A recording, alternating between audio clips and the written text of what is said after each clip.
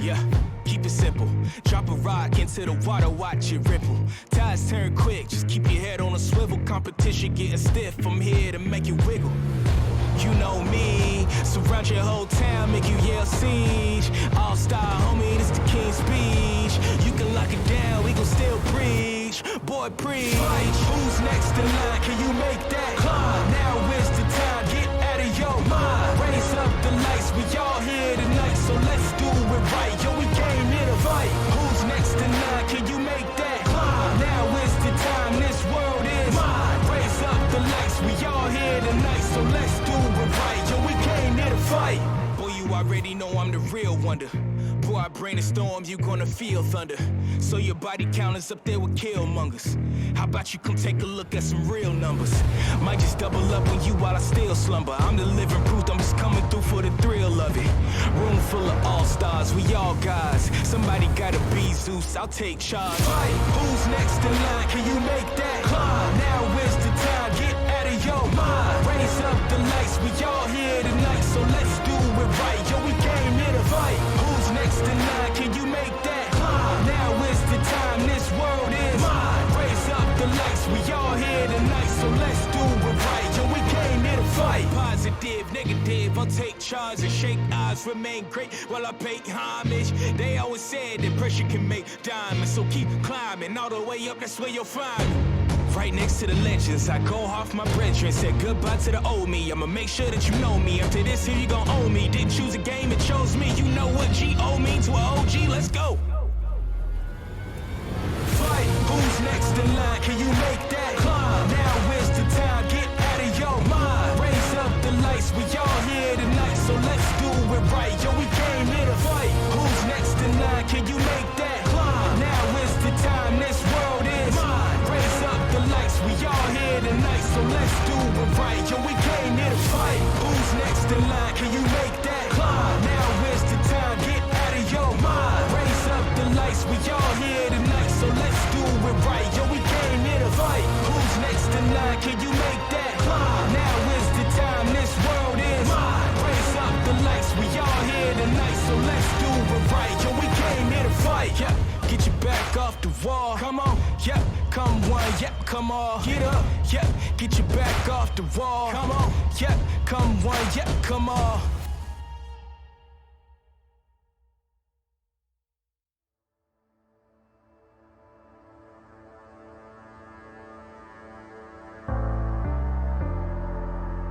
The night beckons while you dream.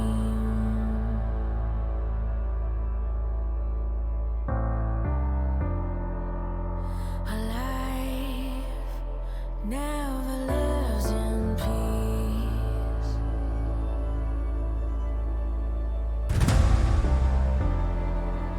As you stand upon the edge, woven by a single thread, and fate may fall down upon you, while the devil is knocking right at your door.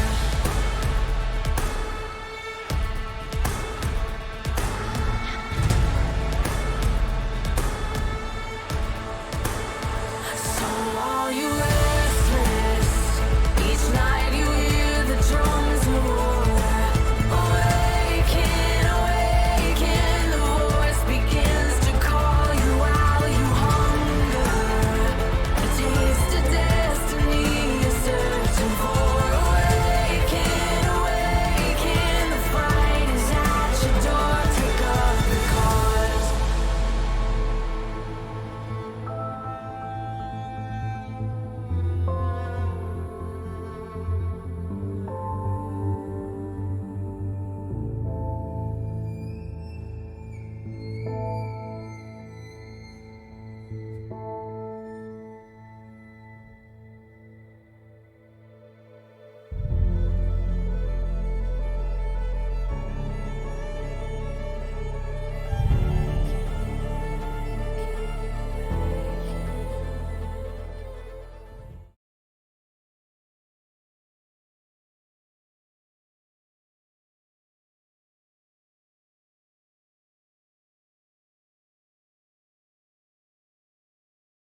I need to sort audio out. I muted people. I'm very sorry. Welcome to the VCS. Clockwork looks very funny right now, so just appreciate how Clockwork is dancing on the screen because my Discord sadly trolled me, so you can't hear him. But that should be fixed in just about a second. So now you can finally go. I'm very sorry, Clockwork. Okay, I'm ready to charm you all once again. This is my R moment. Thank you for putting up with all your issues. I was saying welcome to everyone to week 4 of the VCS.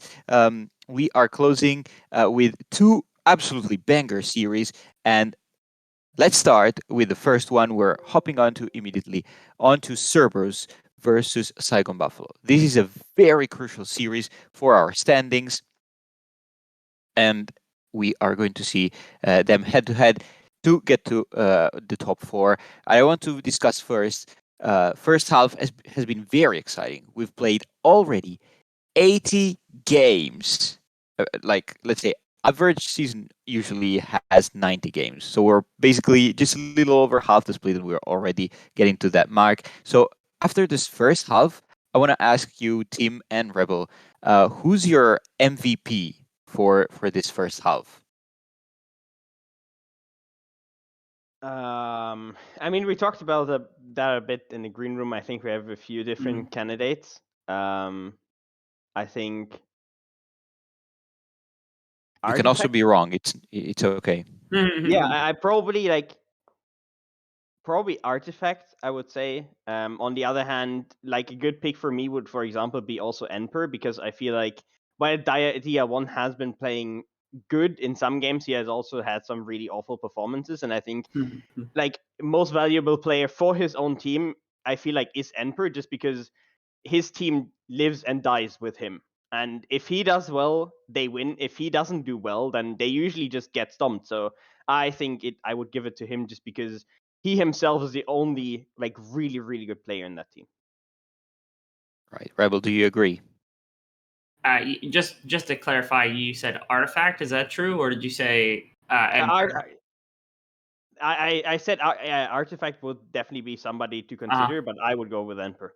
Yeah, I think it's impossible to pick anybody but Emperor at this point. Emperor's individual performance has been absurdly electrifying first half of the split. First, I don't think you can actually pick anyone other than someone on SBTC and Team Secret. I think that's just an obvious reason because they're performing extremely well and they're top of the chart right now. Maybe that changes in the second half of the split. Maybe by the end of the season it changes. But for this moment, to me, those are the 2 teams you have to pick from. And when it comes to first half standings, yes, Team Secret ended up beating them, but it feels like Emperor and Hero are the 2 I'm looking at. Hero's more consistent, but I think Emperor is much more electrifying on his own. And so to me, Emperor is the one that won it for us. What was it, like probably 31 solo kills, something like that, just absolutely trouncing the entire, maybe the rest of the world combined at this point when it comes to world qualifying leagues for solo kills in the top lane. Like, you can't beat that type of player. It would be indeed very awesome to see all these players get a chance to show their worth on the world stage. But there's still a long way to that. And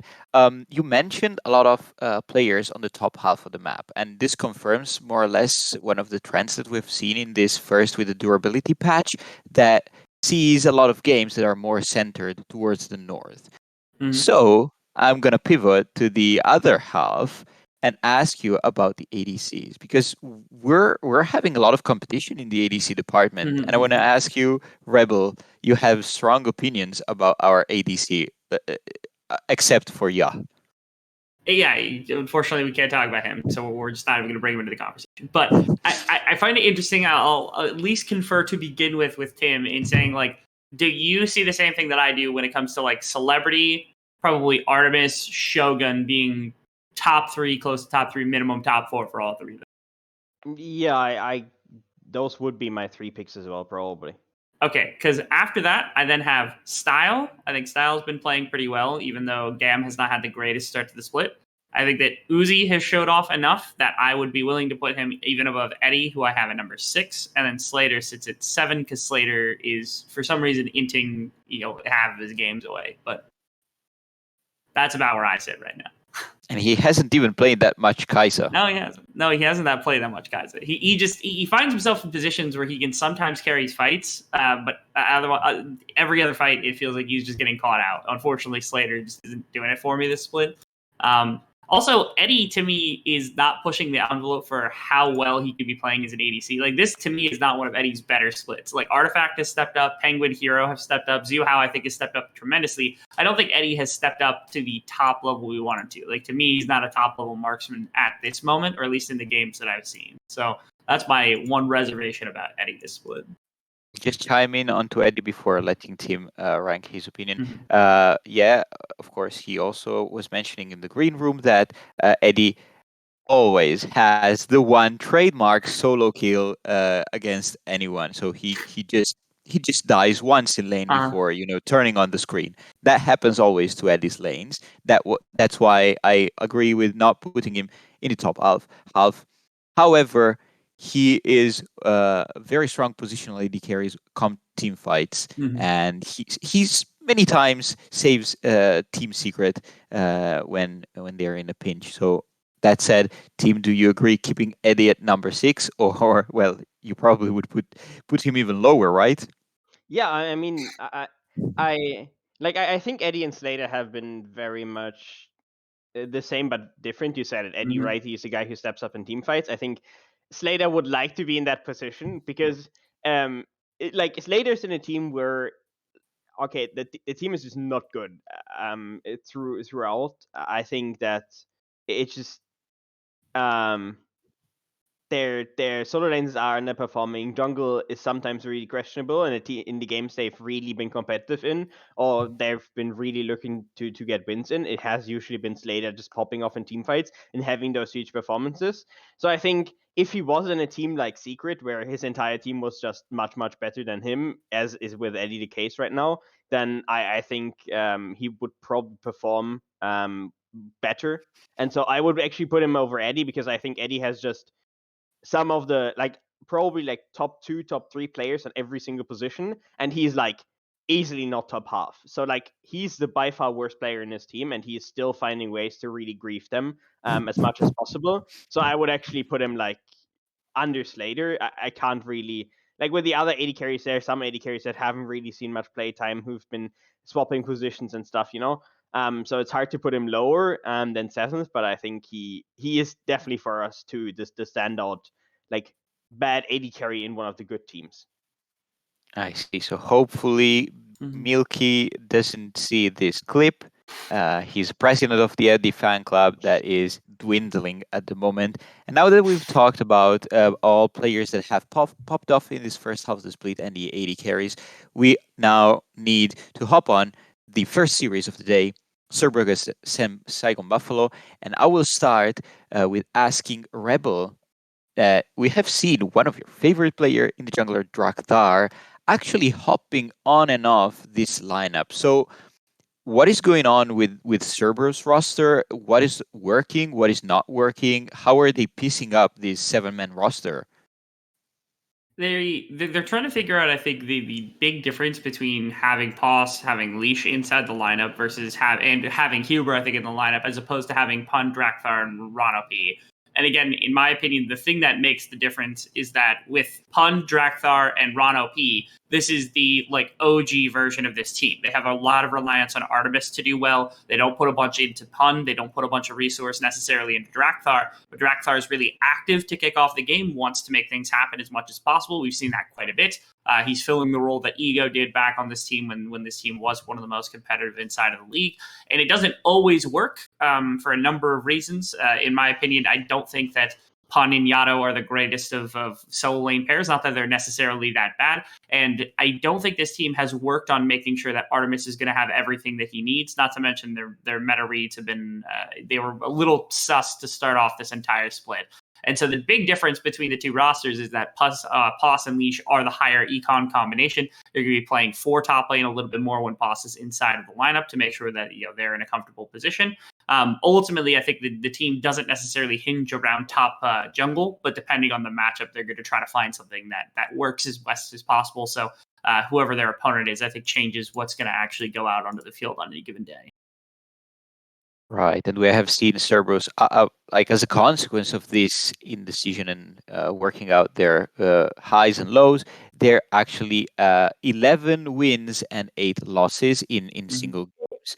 However, Saigon Buffalo is kind of floundering a bit more at 9-9, which is a result that we wouldn't have expected after their performance at MSI. So, Tim, do you think this Buffalo are ready for playoffs?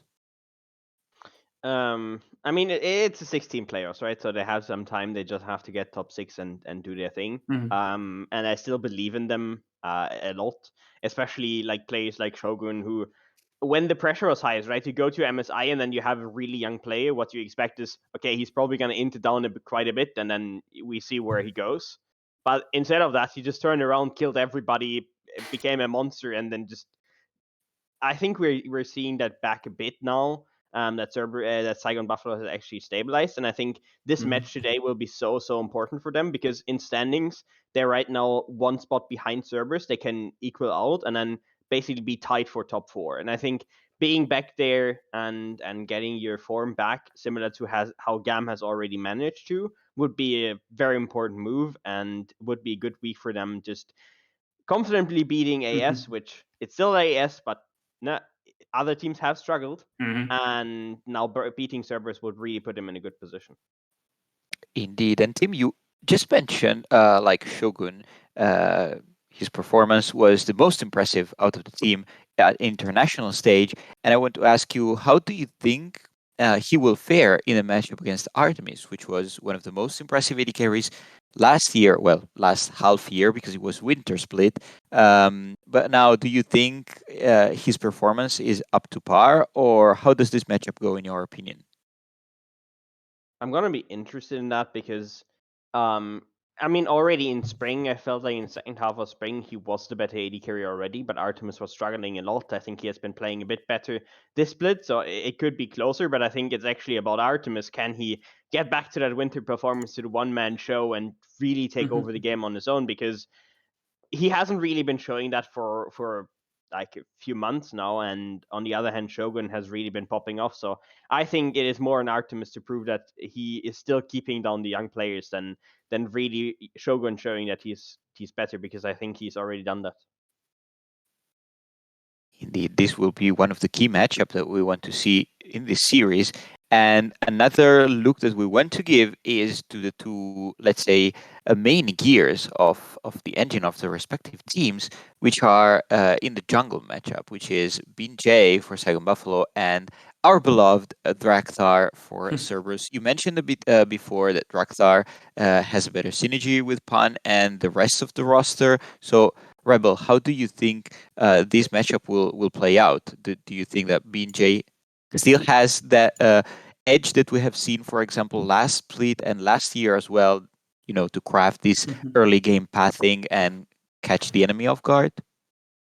So I think as it turns to like which duo is going to be playing, in fairness, Poss and Leash did play in the first week, but that was also Saigon's week of we have no idea what the meta is going to be. We have no idea what's going to play. So I don't think it's impossible.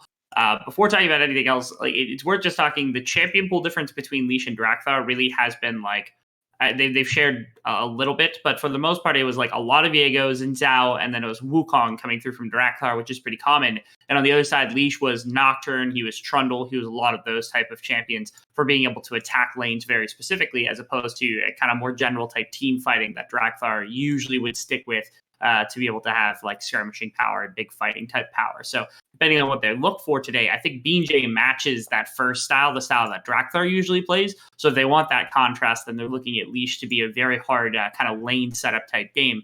Which is something that Saigon has struggled with over this split, and especially with how important this series is, because Cerberus can take not only a 5-3 and walk into like the top of the standings confident over top of the rest of the league, but also it gives them the 2-game advantage in terms of tiebreaker. So even if they match record with Saigon, that Cerberus would be in a much better position for making sure that they make a solid top 4, top 3 type playoff push over top of the Buffalo here. Right, and as we say this, we lunge into the draft. We're ready with Cerberus on blue side, Buffalo on red side. Bands are almost complete, so guys, enlighten me about this drafting process. Oh, we're already on 12.13 also. Yeah,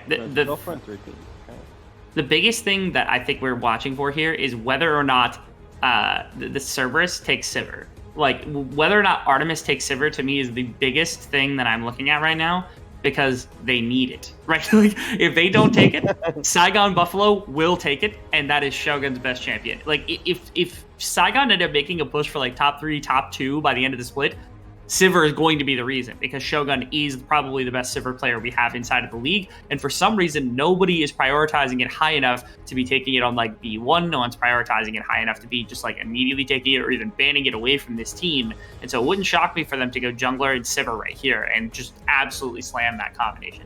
Oh, what? Zeri is also Wow. open, so Yeah. they're deciding to go for Zeri. And the thing about Zeri into Wukong specifically is that it's actually really hard for Wukong to lock her down. Because you have a small dash and you have a lot of move speed, so even if he closes to you once, maybe even knocks up you once, getting a second knock up for Wukong is near impossible against that champion. And then you also have a decent amount of AP damage to go with your AD damage to shred him down. And invisibility also is useless against you if you know where he is, because you have skill shots as alt attack. So all of that. Also, one thing we have to say about the Wukong pick first is that is actually a flex pick. Yeah. I think POS has been playing it in the last series as well, and now we see Sivir Yumi, which is Wow. honestly, okay, I have to be honest. I think Sivir is a bit overrated. I think the champion, I've been seeing people compare that champion to like random champions, and I feel like the best comparison is Jinx. And I honestly much rather have a Jinx than a Sivir on my team, because they also both bring a shit ton of push priority in bot lane. But I feel like Jinx in teamfights is so much stronger. So I'm surprised that teams are going so heavily into Sivir, but in the end they go for it, and we see the Seraphine on the other side. To be honest, like the only thing I want to see in this AD carry matchup is the 4,000 miles per hour goose chases between the Zeri and the Sivir Yumi, just like zooming around the rift. And now we're seeing the second round of ban. This Seraphine is a bit surprising. So, Rebel, can you talk me through it? Do you think it will be a support or a mid lane champion? I think it's mid lane. I mean, they've been playing it finally. I don't know what took them so long, because we knew it was in the repertoire of Froggy to have this champion ready and raring to go. Like, he's played it previously, and so it's been like 2 full splits that we have not seen the Seraphine from this team, only for them to start busting it out as of recently. And again, in my opinion, I think it's really good with the Sivir, especially if you're playing a carry for Hosmed, for BJ, for somebody else on the team that can do a bit more of the front-loaded type damage. I agree with Tim in that I don't think it's a primary carry in the Sivir, but it is a little better elsewhere. Like, if it's a number 2, it's a perfect number 2, which is exactly where Shogun should be slotting in on this team in any given composition. And then Froggy just gets something super safe and kind of supportive to work with in the mid lane, and he very clearly is a master of the champion. So I do much appreciate that they're willing to continue making this champion work, because he's very, very good at it. And that also allows BJ to play this Viego, play these type of more heavy carry champions, because you don't have to have any more than just what Froggy's collecting in the mid lane is in terms of econ. One thing that I really like is the Nautilus and Alistar bans, because both is very, very hard for Sivir to play against, but actually Leona is very chill for her, because what you can do is basically, if Leona pulls to you, you E in the very last second when her E has already connected, and then you block the Q. And that basically means that Leona is standing on top of you while not being able to stun you, which is usually not a good move for Leona to do. So it's always risky for Leona to ever engage a Sivir. And now we see Gnar Lokan and the immediately Hazmet Irelia counterpick. And that's actually something I wanted to talk about as well, because Hazmet has done that twice and has won twice. He has been shutting down Gnar's left, right, and center. Like, he's probably the best player at just shutting down the champion in itself. And I think this could also be a game where he just pops off, because if I'm looking late game, Gnar and Wukong, I see Irelia 1v2ing that easily. Extremely, The drafts are complete, and I will ask you, gentlemen, what do you think comes out of this draft? And, I'll just, drop a question for you to analyze around. Do you think Buffalo will manage to overcome their lack of range? So right here, if this were Drakthar and Pun, I think this would be Exodia coming through from the side of Cerberus, but because it's Pos and Leash, they don't have it. But still, they get Artemis on Sivir, they get Yato on Ahri. I feel like they're on a ton of comfort to work with. If Saigon can crack this, I feel like Saigon officially has proven to me that they're capable of beating just about anybody in the league. Because this is about as good a composition I think as Cerberus could ever possibly ask for, which is why I'm going to vote in favor of Cerberus in this game. I think challenging Zeri is going to be a problem, though. I will note that. Right. Team, dog or cow? I think it's gonna be cow. I think there's too much chaos that Cerberus has to be able to put in team fights. Just think that the Ahri, that champions like Wukong and even Gnar can't really team fight into champions like Seraphine and Zeri. So I think I give it to the Buffaloes. So the cows will head to the grazing fields of Summer Rift, and we have our favorite shepherds, Carrix and Yue. Well, we will be sure to lead some guided lambs home today, Clockwork, as Yue. It's been a while since our classic duo has been trotted out. You keep scheduling me on with other people. What can I say? We somehow have to fill the spots, so. But I made sure we at least got to cast one series together, so I'm very excited for this one. Too. And look at these compositions. I mean, to be fair, we wanted to focus a little bit on ADC matchups, and we have seen Zeri for, I don't know, 10, 15 times already this week, so maybe not the most hype matchup. So, now. Interestingly, I think this is the first Sivir I've cast. Oh, wow. Well, then you're in for a treat, hopefully. It's also one of the very first Sivir Yumis, maybe even the first Sivir Yumi. It was teased so many times, but no one actually picked it in the end, so I'm very happy to see this Sivir Yumi. We can already see the cull start, so Artemis is clearly looking at late game angle, and to be fair, we've seen both of these AD carries carry some games in the late game, so I'm up for big late game team fights with two of the slowest teams in the league. It's insane for me to say that about SGB of all teams, but they are very slow in game time and in combined kills per minute, so we might be here for a while. We might. They have been going these Seraphine compositions where they just pick beef in front of the Seraphine. They don't get many kills, but they really just don't die. That's not quite what this composition is, but we'll have to see how things go. I want to actually just pivot quickly to the top lane, because I know we want to focus on the ADCs, but I want to talk about this early on. They've brought in the Korean duo of Poss and Leash. I know that people are very mixed in the community about where they should go, what the benefits of the two combinations are. But Husband has thrown down the gauntlet and picked Irelia into Gnar. How do you think this interfaces with the rest of what the team wants to be doing?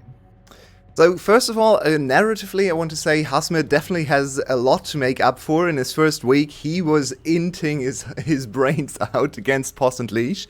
So there's a little bit of a shot at redemption, and he's certainly taking it to Poss here. Poss is the better laner between the two top laners, maybe not the better team fighter, but I think into Hasmir it's actually pretty smart to pick the better laner, because Hasmid has all these counter picks ready, right? He's famous for counter picking with Vayne, so no surprise to see his counter pick here. In terms of composition, Irelia can be a decent team fighter, can be pretty bad in teamfights, I think, combined with the likes of Froggy Seraphine. I actually don't hate it too much, and Hasmid especially is a very good Irelia when it comes to flanking, so I could see the huge potential for Hasmid flank into Froggy ultimate through the whole team, just wiping the floor with the whole Cerberus team, so I'm quite excited for that prospect later on. And Hasmid generally on these carry champions is always a pretty explosive player. Sometimes he just ins, sometimes he goes 1v4, so it might be one of those games. It very well might be. One thing to note is that Poss was able to position the wave in a really, really good position, made himself completely undiveable, ungankable.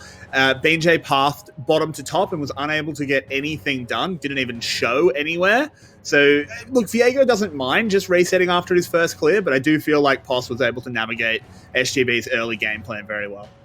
And it is the expected slow early game. I think both junglers, both teams in general are fine with this. It's pretty comforting for SGB to see Froggy not die early in lane, because he's had some struggles with dying early on with the Seraphine. He had one Seraphine game where he was struggling in laning phase, and then one where he was amazing, ended the game 6-1 or something, only dying to the fountain, if I remember correctly. I cast that on Thursday, and it was a really good game, but here we have the first fight. Both junglers are here. Yeah, Leash is going to be able to join the party. SGB immediately want to pull back. They don't want to dance with this Wukong early. Shogun and Taki taking a few boomerangs from those ricochets, but they do disengage well. And this is the SGB of Summer Split, not going for these fights. They see the jungler and immediately disengage, smartly so, because their bot lane was under a huge amount of pressure. HP bars low, mana bars kind of depleted as well, so a very smart decision, but very different from what we've seen at MSI, at Spring Split, actually the last 2 years. This team has really changed their identity quite a bit. Which To be is fair, at MSI, Shogun was only playing against trash like Gumayushi, so it's all good. I'm joking, LCK fans. Don't send a truck to my house. As a little bit of a play around the mid lane, just a bit of poke back and forth. No worries as we continue on into this one. Yeah, we might actually have to wait for a Herald for the first kill in the VCS game. I'm not sure if I'm prepared for that, because everything is going very slowly. Let's look at this Herald potential and actually try to figure out who's gonna be stronger there. I think generally you say if Leona gets to level 6, there's quite a bit to work with for SGB's composition. Seraphine base damages and AoE potential for CC and heal and so on, I would say is stronger than Ahri early on, especially if you can get that first kill, BeanJay's ultimate, and Shogun also using his first ultimate. So as long as SGB gets their champions to level 6, I would favor their composition over at the first Herald fight. Though we also have to deal with Wukong and Na, who are very strong team fighters level 6 as well. So it could be quite explosive, and I'm not entirely sure if both teams are going to try and fight for the Herald. We might just see one team go over there and the other one trying to go for the Shelly bargain.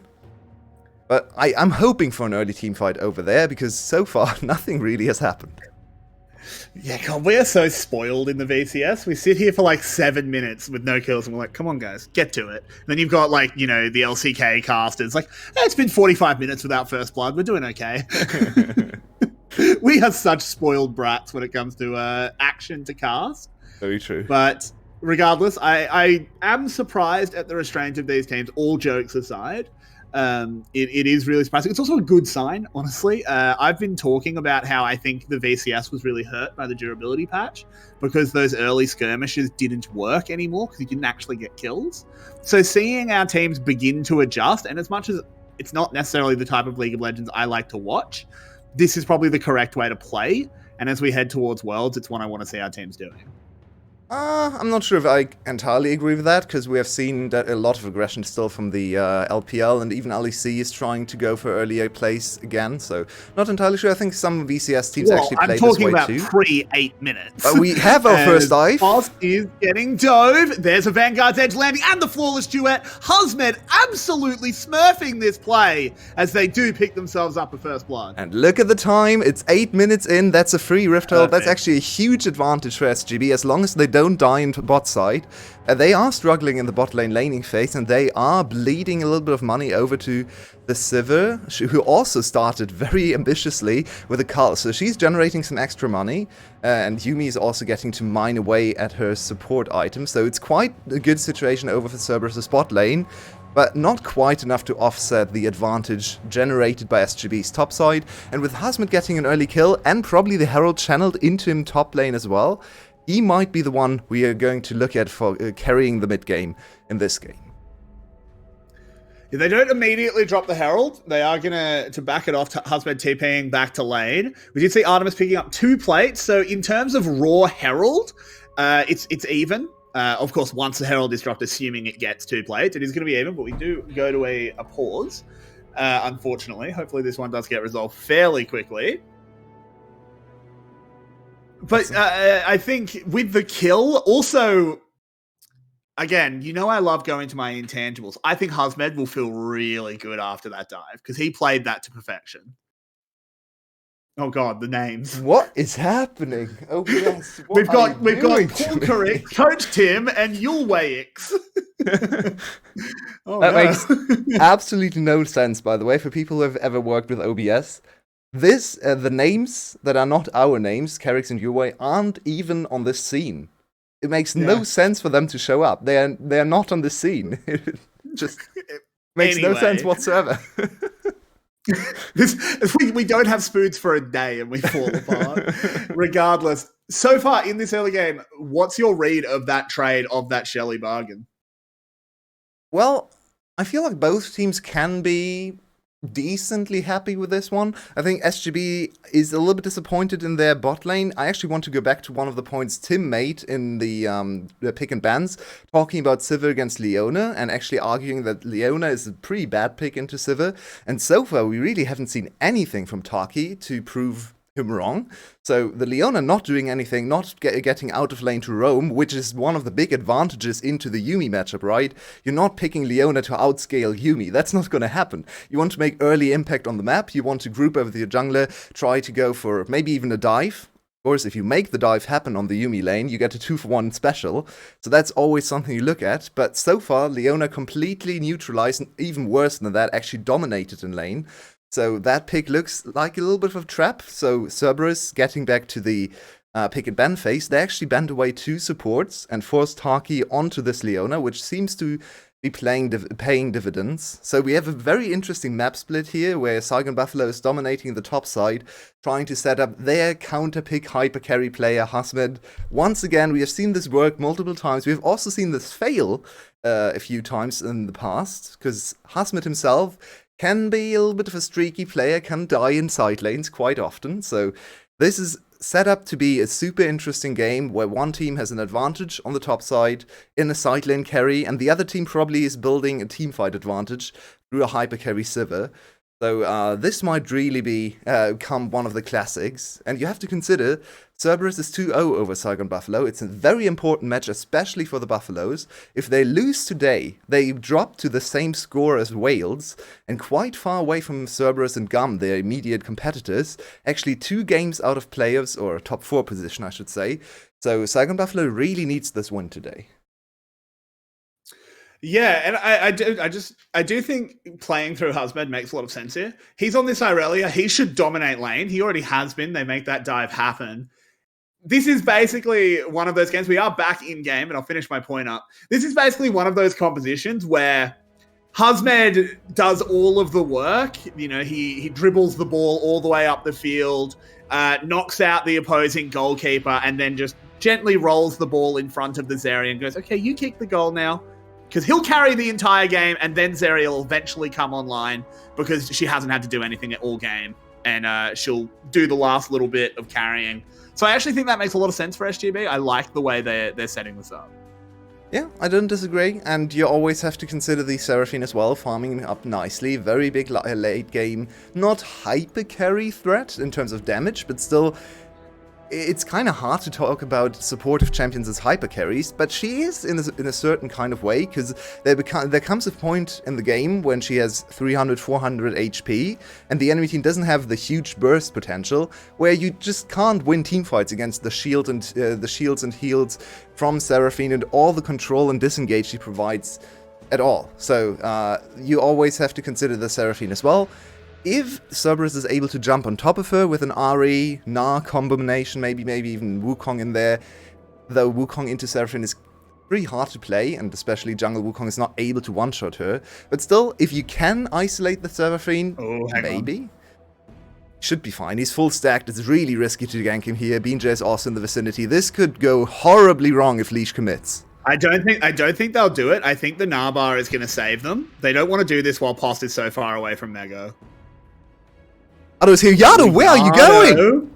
Yado's been spotted, but Taki misses everything. That's a disaster. Now Froggy being engaged on. Hasmed has died in the top lane. Oh no, it's all falling apart. Shogun arrives to the play, but no CC is going to land. Good flash there by Yado. SGB kind of scrambling. They pop the blast cone, but will not find themselves a leash. Definitely looked like network issues on my screen, because what was Saigon Buffalo doing? All of them missing everything. Yeah, and Cerberus actually walks away with a favorable reset against tempo and a free kill in top lane. I'm not even entirely sure what Hasmed did. I think he tried to dive against the counter gank of Leash. While Saigon Buffalo is going to channel some gold into Shogun, so that's still decently successful. Really well. Yeah, I mean, they were already there, right? They still had the tempo and reset advantage, but Cerberus could have really gotten into big trouble here if they lost the play. If Yado gets caught out there by Taki, they probably lose 2 or 3k gold, but now it's only 1k gold deficit, and Dragon is spawning in 1 minute, where Cerberus should have the advantage in terms of setup. Hazmed pushes a wave into the bottom lane. It is a 700 gold lead post that Herald being dropped as we crest 12 minutes. Very, very close stuff from two very close teams on the standings. Let's have a look at what happened to Hazmed. It must have just been tried to kill Post and didn't go well. Yeah, I think he had the safety of his team being close, and then he overcommitted under the tower. Yep, there we are. Never mind, he didn't even get to the tower. Never mind, he did get to the tower. Okay, to correct myself twice there. Would have actually liked to see the Ari dodge on Taki's abilities again, because I think Taki could have potentially tried to... Oh, never mind. Speaking of Ari dodge, there's no dodge there. Yado desperately trying to get away. BJ will finish them off. There's that Zeri ult coming out as well. Final chapter from Huber will stop SGB pushing this any further, but still 1 kill picked up for free. Cerberus seems a little disconnected here on the play. It feels like Artemis really does not want to fight yet, and the rest of the team is kind of scrambling to get into the fights, but then it doesn't really make sense because the hyper carry is not there to carry them. Saigon Buffalo now with control over the Dragon Pit. This is a great passage of play for them. If they get the Dragon, it's not only great individual Dragon, it also stops the Dragon snowball potential, gives them so much more time. But Pause has something to say about it. Mega throws in a rock, finds them, whips them, but doesn't hit them into a wall. Can Froggy navigate his way out of this? It's going to be important. No, he can't, but trades immediately for Leash. Shogun going low, Taki going down. Shogun does manage to dodge that rock, but here comes Hazmed trying to carry the back end of this fight. Fully stacked on Irelia, but has to get out of there. He's so low, he goes down. On the other side, we have BJ taking on Yado. You know he's looking for those resets, but he's not going to find them. Yuumi healing just too strong, and 4 members of SGB fall in front of the Dragon, rather. On Cerberus, that was so dicey, but they actually decide to go for an impost with an amazing play there. This is going to lead to them getting, well, actually not that much in terms of really objectives secured for them. They lost the Dragon, so didn't really get what they came for. There's no Baron for them to profit of, and yeah, they collected some kills, but in the end, not super consequential, so Saigon Buffalo didn't lose the game over this fight. And we have some kills going over to either top lane. So I look at Froggy's ultimate, really nice to stop this engage and make it a little bit better for Saigon Buffalo. In the end, it's just too much AoE damage from Post though, and really nice boulder toss there as well to completely force Shogun out of the fight. Now Shogun is really trying to get there. Shogun really wants to participate, but he knows he just can't step up to the Gnar. So even though it looks like it's a 2v2 on the map right now, you have to consider there's still Yuumi on top of them, and Shogun can't really participate, doesn't have the damage, doesn't have the range. Another kill going over to Cerberus. Taki getting caught warding, it seems. That is going to be the gold brought pretty much back to level. It's going to be second Herald completely free for Cerberus, and SGB looks like they've just kind of fallen apart. Yeah, Cerberus just smartly playing around some of these vision edges. Very, very much what people would maybe stereotypically say is the Korean playstyle, playing around vision, but I mean, in this game it's certainly true. Very nice coverage into the topside jungle and just catching Saigon Buffalo members on rotation. Free kill over to Leash, which also opens up the next objective. Admittedly, second Herald, of course, not the biggest of deals. Can maybe break open the mid tower into Dragon in a few minutes, but might also just be used in topside or bot side to buy a little bit of time and spread Saigon Buffalo members across the map. Let's have a look at what happened here. Yep, just caught on a ward. The ward was actually placed in the play, so they must have seen him transition over there. But just a good catch, not much to say about it, honestly. It's just good awareness from Cerberus, nicely set up, and a free kill, you always take those. Yeah, you 100% do. As Froggy shoving down in this mid lane. Pretty good farm at the moment, 157. Just the tiniest bit behind Yado, but he's just been kind of chilling on the Seraphine. Crown of the Shattered Queen. Not sure how I feel about that one, but we might have to come back to it as there is a bit of a play brewing. It gives him survivability, which is in essence what the Seraphine wants to do. She wants to be able to counter-engage and not die instantly, so it makes sense. Will take away quite a bit of damage, but to be honest, you have so many damage champions or damaging hyper carries even in this composition. Seraphine is really not there to provide a lot of damage. It's nice to have it, but it's more important for her to stay alive the initial few seconds of the fight and then counter-engage with her ultimate, with her E, and so on. So I actually think it makes a lot of sense. It gives her a lot of safety in side lane matchups as well. Into Ahri. Ahri probably can never look to solo kill the Froggy now. So as long as Froggy stays grouped or safe enough to not get jumped on by 2 or 3 people, this, I believe, is the correct itemization to just scale into the mid and late game and provide what Seraphine is gonna be useful for, which is not the damage, but the utility. Fair point. You've justified it to me. Looking over, Husmed is going the Chovy build, going that Sunfire second. Makes a lot of sense here. He wants to be existing in the middle of the enemy team, putting flames across as many as he can. Nothing else particularly of note in the items as they do trickle on in. Well, I'd say as we have a very, very much a lull state right now, it is quite interesting to look at the ADC matchup right now, because Sivir completed 2 items already, or has completed 2 items already, while the Shogun is still working on the second. This is mostly due to Sivir starting with a cull and just going super greedily for early money investment to jump off to lead in terms of itemization. Usually we actually see Xerxes not go for IE third item, while Sivir's most of the time do. So let's see if the item divergence comes in this game as well. You probably want to go Armor Pen in this game specifically for Artemis because there are so many tanks. Oh, what are we looking for? Froggy? Fishing? Yeah, he's just looking for it. He does have that ult. They know where Leash is. He's actually gone in onto BJ. Of course, has the W to get away. A little bit of a zap from Shogun. You can wait out the Mega here for Saigon Buffalo to get in a really good position. Cerberus is on a timer now with the Mega running out. So Saigon Buffalo with the immediate advantage over the Dragon. Cerberus, I'm not sure what they're going to do. They might have to disengage. Well, the Dragon has been pulled. They know they're tagging Poss, though. They're keeping a very close eye on him. That Mega running out. I mean, Leash can definitely go in, try and look for a steal. The engage is so there. risky. Oh my word, look at this turnaround from SGB. The Wombo has worked. That's a good kill there from Poss onto the Dragon, but it just doesn't matter when the rest of them just melt away. Cerberus sent directly back to Hades. Someone call Marby! Well, she preaches about this champion every single time. Cerberus, please, just listen to us. Why would you try to fight with Minina?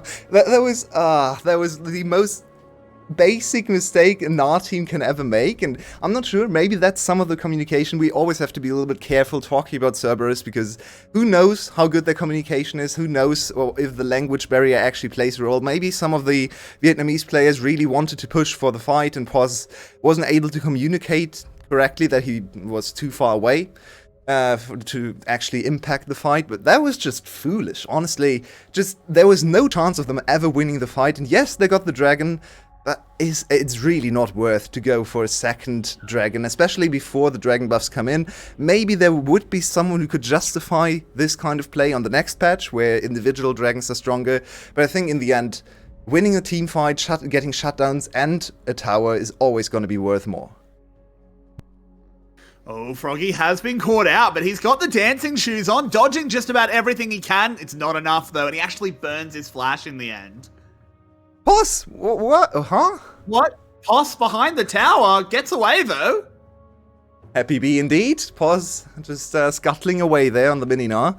But yeah, let's take another look at this team fight. It's just, honestly, it's just really stupid to go in there. They have the perfect counter-engage composition. You don't have the burst to deal with them. You run into Seraphine in the Dragon Pit, into Taki as well, and especially with Artemis and Yumi.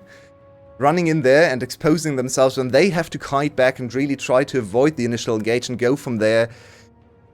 Complete misread of the teamfight strength, and Cerberus put themselves in a pretty dire spot now in the game, 3k gold down. Yeah, not where they want to be, but of course, you still have to look at Artemis. He's not really been involved in this game, and it's a Sepia Rift. Here we are again, and all the names are showing up again. I don't know why that's happening. We just multiplied Carricks. I'm not sure. They couldn't contain us. After you do VCS for a few years, you split apart and just become clones. But anyway, 3k gold down, but they still have a Sivir.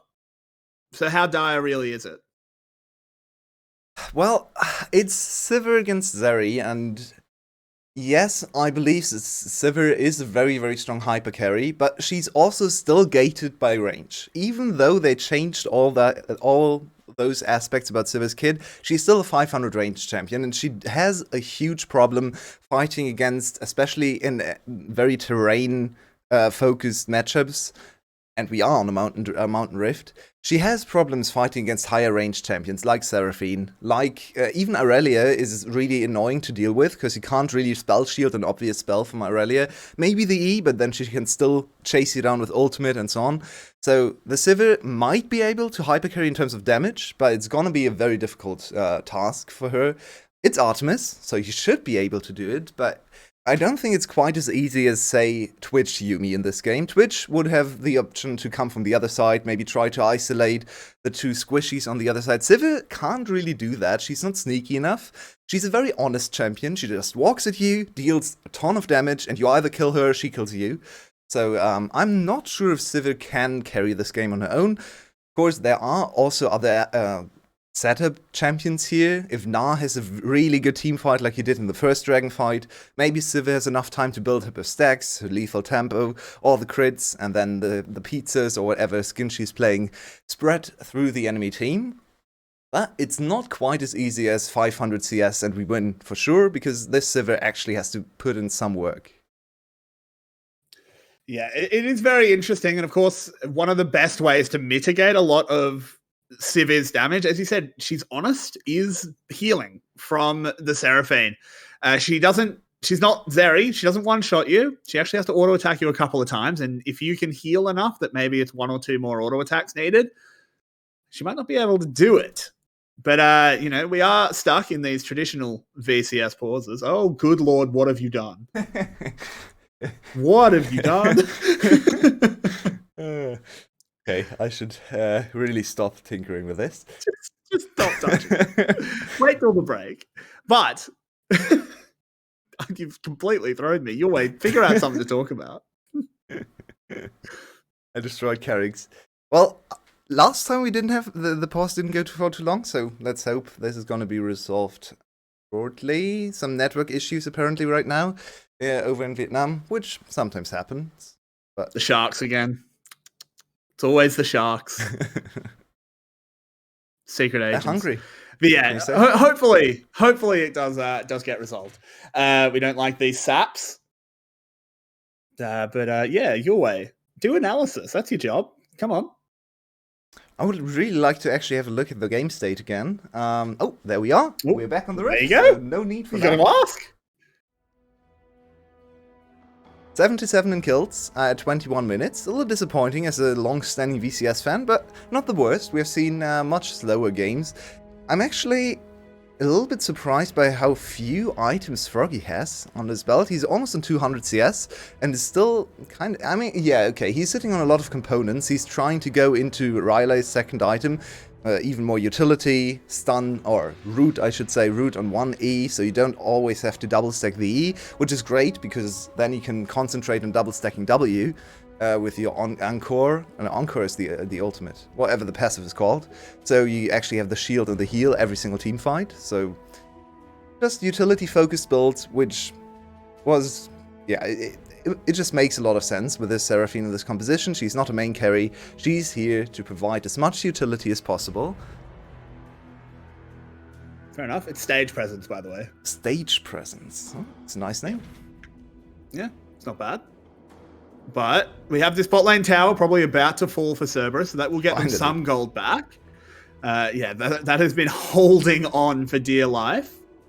Husband is here. He knows, yeah, he's just seen that there are two members of Cerberus nearby. So this tower will just be surrendered.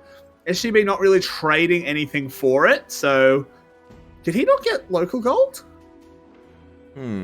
Yeah, might have missed that. Poss, that's really dumb if that's the case. Yeah. You had your team nearby. Just step up, man. To be fair, there are no platings on it anymore. It's not a secondary tower. So yeah, it's a little bit of a loss, but It's so silly. Not hugely important. Now the next team fight is actually really interesting, because last time Saigon Buffalo smashed the Dragon fight, there was no Baron on the map. Oh, come on. Do you have a Maokai screen? I don't think so, fortunately. Oh, unfortunate.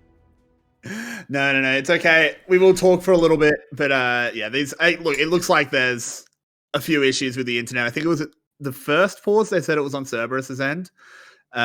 So, we'll deal with it. It shouldn't take too long. It's not a chrono break. There's no bugs going on. It's just internet, so they might just be waiting out a little bit of spottiness. Oh, is the stream frozen as well? Oh, no. Is it? No. Oh, there we go. So. No, it was the output on Discord was the one I'm looking at. But anyway, I think with that, we'll actually just throw up a little pause screen because we have talked a lot of shit already. And we'll be back when there's Rift. Yep.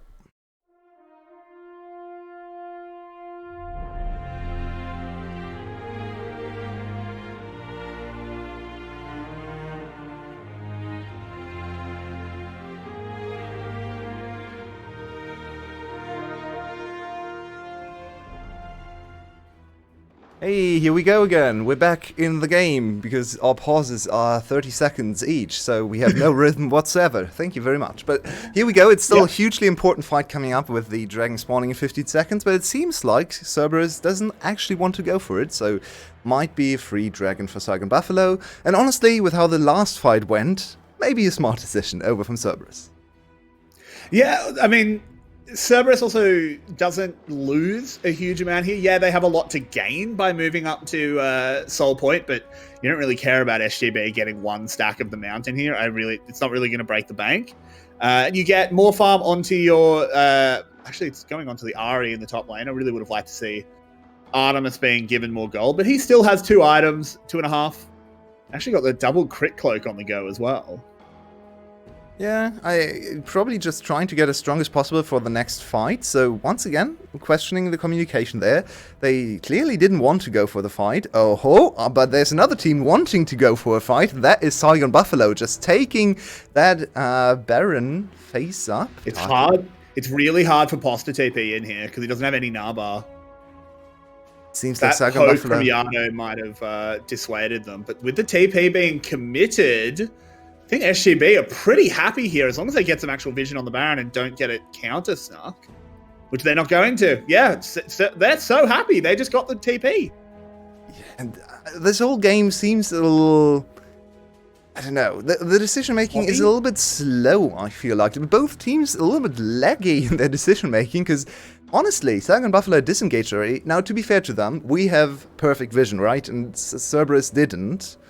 But still, do you really have to TP there when you're already hitting the second tower? And you can reasonably assume that they're not on the Baron anymore, or at least you could scout. It felt like he should have TP'd 10 seconds earlier. Or not. Or not. Yeah, I agree with that. So everything seems a little laggy right now. And to be fair, I mean, both teams are also plagued by these pauses. So concentration there might be a little bit of a concentration lapse, and Cerberus in the first place is a 2-language team, so it's harder to communicate there.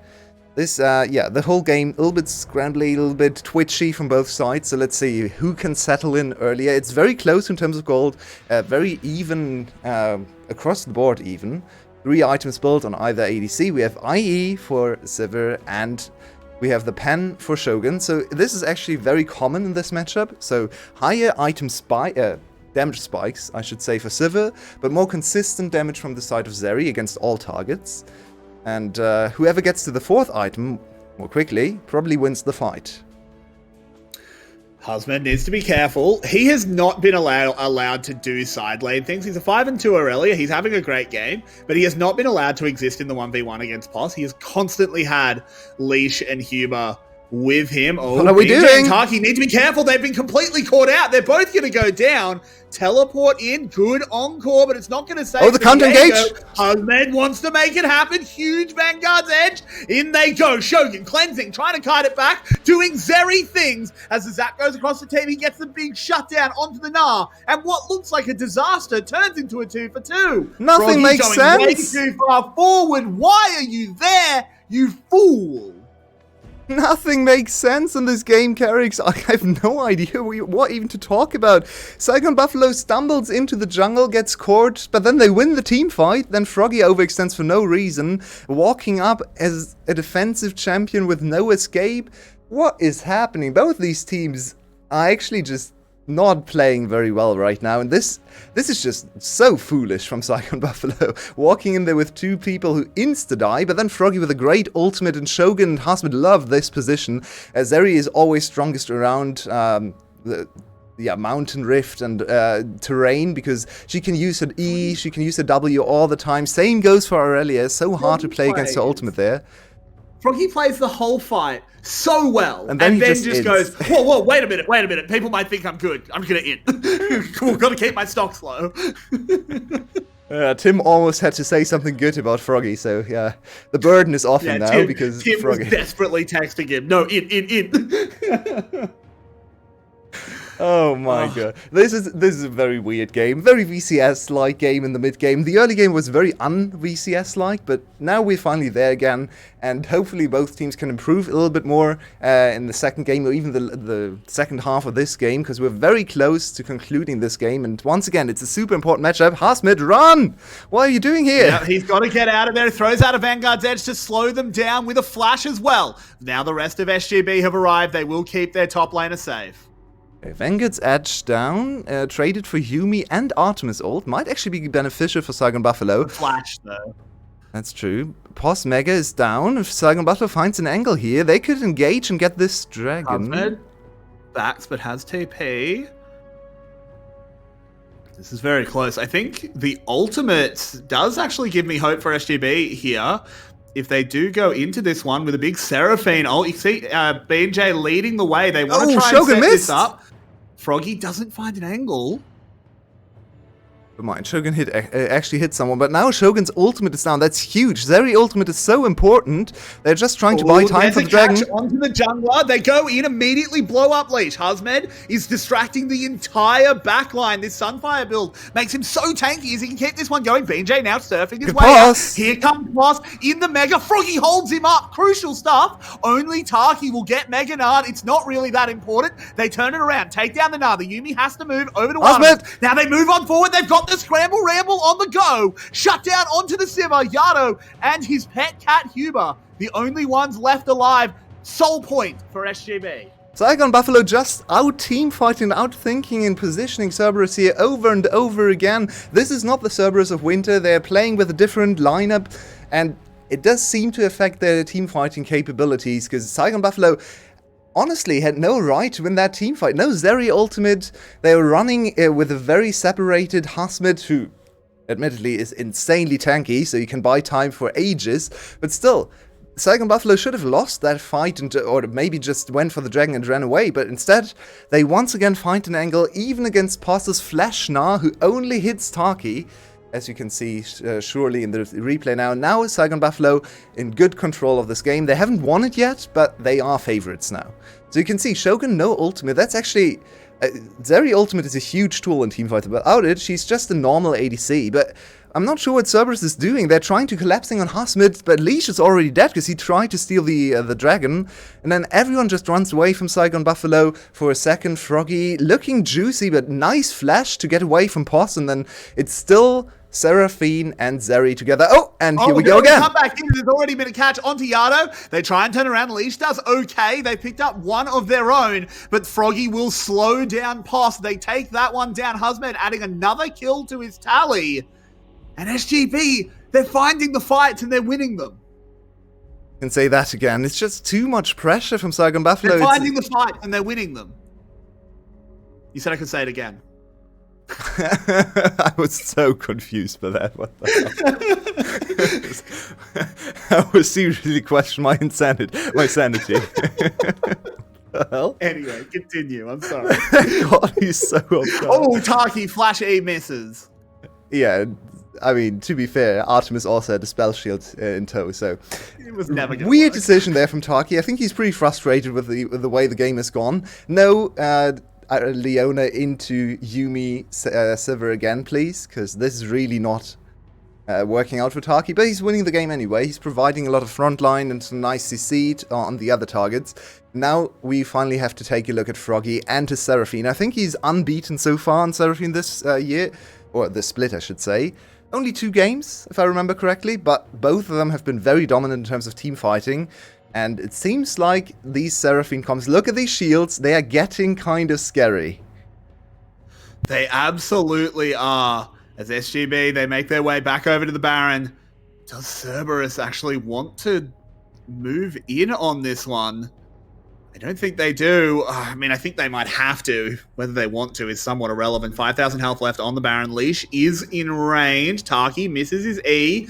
2,000 health left. Smite will come down. There it is. Mega going in. Poss doing well, but Froggy doing better as he completely stuffs that engage. Now they can turn it around. Husband on the backside. He is able to draw so much aggro, deal so much damage. Look at those heals going out on him as well. As Saigon Buffalo get the Baron, get the team fight, get everything. Yeah, this is probably the nail in the coffin. Too much team fighting. This compact composition from Saigon Buffalo, it has scaled to be unbeatable now. It's Zeri, it's Aurelia, and it's Seraphine. You just can't do anything against it. And Saigon Buffalo walking in to finally take a game of Cerberus. There we go. Saigon Buffalo will take this first game over Cerberus. We're not going to get a replay of this. I really want our analysts actually to do it on the desk, because that last team fight, Froggy absolutely smurfed. Could have gone really, really badly, but he did fantastic. Here we go. The Nexus explodes. Saigon Buffalo will take the game 1 win, and they set themselves on the right path to be the 4-4 team. Well, the second 4-4 team, because of course they put Cerberus to the same score. Welcome to VCS English. If you've just joined us, we'll be back very, very soon.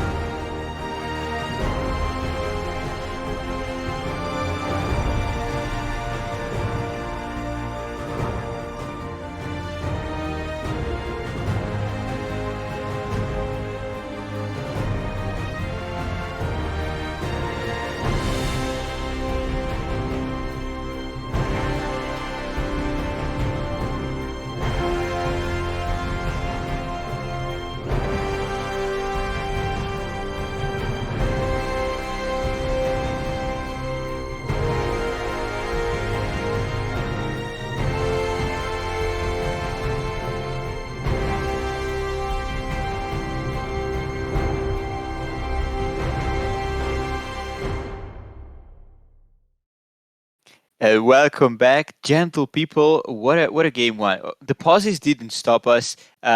Even if I have to admit, I truly hope that the pauses were because of a Viego that turned into Yumi and got stuck to literally anyone. I would have loved that. That would have justified the pauses. However, we're back to the desk, and we have to look at the team fights that Team Buffalo pulled off because these were crucial in closing out the game. Tim, run us through the last team fight that eventually closed the game. Yeah, I mean, first of all, I mean, Cerberus rather wants to have chaos, right? They want to be backline diving with the Ari, with the Wukong, with an R, and they tried to do that in this team fight, and they had a good setup. Looking at the base setup, basically, but in the end, it was a good turnaround. And as we're going into the team fight and starting, we can explain it a bit more. And it all starts out with Pos finding good ultimate onto 3 people, but Seraphine has a perfect counter ultimate to just make sure that no follow-up is ever given. And then Hazmet does Hazmet things. He's really fed, he's on Darelia, 100% rune rate, and just runs down both backliners and makes sure the teamfight is immediately over. And one thing to keep in mind here, Yumi is chilling in base right now. Like, one of your best tools is just not here. So it's a 4v5 to begin with, and you might have had a chance to do anything if Froggy hadn't hit that massive ultimate. Indeed, that was a great performance in that single team fight by Froggy. Of course, we have had some reservations about other plays that he has made, but we want to move our attention also to my least favorite jungler, Ish. Once again, he proved to be, let's say, not fitting the team and what their mid laners and top laners really need from a jungler. So I am going to give the word to our man, Rebel. Makes a case for maybe a substitution.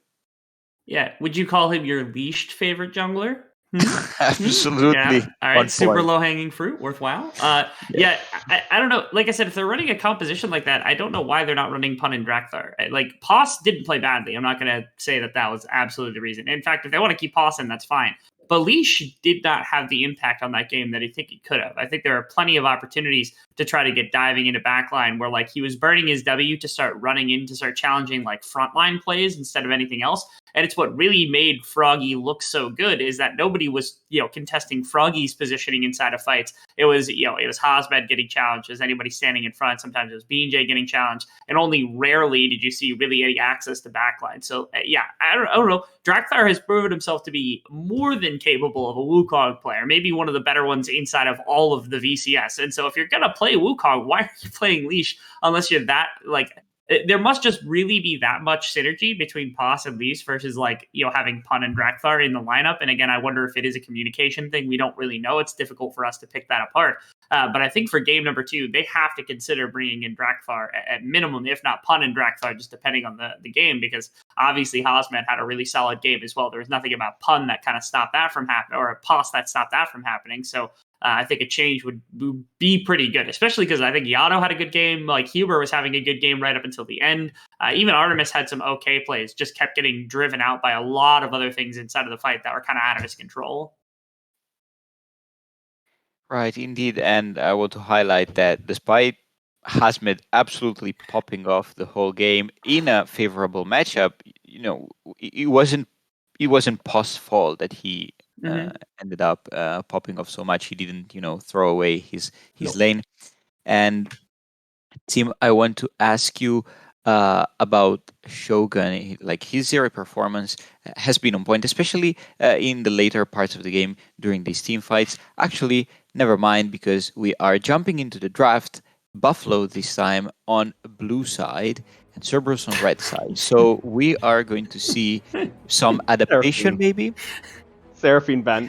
Instant Seraphine ban. And yeah, I mean, Seraphine mid lane. They smell the fear. I think mid lane is actually the best position to put Seraphine at the moment. She basically is a supportive mage and probably one of the best ones. She's basically like mid lane Karma but good, and that just makes her absolutely annoying to play against. Correct. And with Saigon also banning the Sylas, it might look like an early pick Gnar, because usually Sylas is a good answer, not really on top lane, but as a pick, because you get a free Gnar ultimate. and they might just want to go for that, or they just respect banning that away from Cerberus. Can we just talk about the fact that Froggy's the most powerful mid laner in the entirety of the VCS? Because every other mid laner, when they like get ego checked and they have to be like demoted, they get demoted to dumb Galio jail, but Froggy gets demoted to Seraphine because maybe that's even lower than Galio jail, which is funny, but it means that like they have this option to work with. Because no one plays this champion. How does no one play this champion in this entire region except for Froggy? Which is now a problem for a lot of other teams to have to overcome. And you can see it now that Cerberus, I mean, you see in the ramifications, they've banned 2 of the champions that they had out in the previous game just because of how well that they played. Yeah, and Wukong first pick, I hate it. I hate all of these options. Like, Wukong, Diego, Lee Sin, those are 3 champions that I just think they're so good answers, especially into Wukong. AP junglers are absolutely broken, and we're playing on 12.13. So all the nice AP jungler, Fiddlesticks, Evelyn, they're all buffed. So we could be seeing, of course, I mean, imagine we would see AP junglers. Nah, we can't be that delusional. We're seeing just Trundle, and we just... Really quick, also, when I started casting inside of VCS, Hasmed was actually a humongous Wukong player, even when Wukong was not good as a champion, like at all, before his rework and everything else. And so Hasmed wouldn't shock me if they had it ready to go in the top lane either. Like, I'm certain that Hasmed probably has this ready. Now, BJ has played it more often. It's much more likely to go in the jungle. And I think that's why they leaned away from picking a jungle pick here, just because if they don't like what they see in the jungle, they can just counterpick whatever jungler came in from the side of Cerberus, and they're just willing to blind the Wukong top lane, potentially, because of Hosford's comfort level, which is why they go, yeah, we can't do that. Instead, let's take Aphelios, which, I mean, now it bodes to Sivir and maybe, some other champion, depending on whatever you want here. If you want, like, Lulu, if you want Yumi, if you want, whatever it is that Taki wants to grab up. I would have really liked to see either Yumi or Karma being picked up into Renata specifically. I think both have a better matchup. I think Rakan can do some things, of course, in later stages, but I think he always has a hard game playing into Renata. You basically tell Renata, okay, I'm gonna jump at you, and Renata has a really easy time to cancel you. And then we see the Trundle. We've seen the hover before. Trundle overall pretty decent in the Sivir as well, because Trundle Pillar, of course, blocking out Sivir very easily. And then anyone in the 1v1 has a decent matchup into the Wukong, but still. One thing we have to remember is that Poppy also exists, and it's like first pick in every other major region, and VCS just doesn't know the champion exists. So I'm interested to see when we're starting to see that champion maybe, because, I mean, already into Rakan Wukong, it seems like a disaster pick, but yeah, it's not being picked up. And Ari. We're still open. I also want to point out, as the bans are going, that Cerberus basically decided to shift all their stocks into this bot lane. It seems they're like a strong blind pick of Aphelios and Renata, and on top of that, we were talking about the Galio jail and then the Seraphine jail, and Cerberus do not want Buffalo to allow any jail. They just want to airdrop Froggy into the ocean, like. As much as possible. So what options are left for this mid lane, since the bans are already, making these champion pools quite narrow?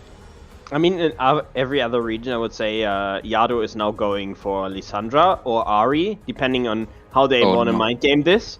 And then basically Froggy answers with either pick into Lissandra or the Lissandra into Ari. Like, I would answer by disconnecting if they have this matchup again. So we see Victor, which then means Froggy is picking Ari, because that's how that goes. Yeah, I love it. All right. And then we get a chance to see the flex potential, whether or not they're like, let's not take the Wukong into the Trundle, or, let's take the Wukong into the Trundle. That I like better. Right. That I like better. Yeah, because it's relatively free. I was hoping for a Corki, actually. That would have looked banger. The only problem, I think, with the Swain is that people don't run at him in this composition.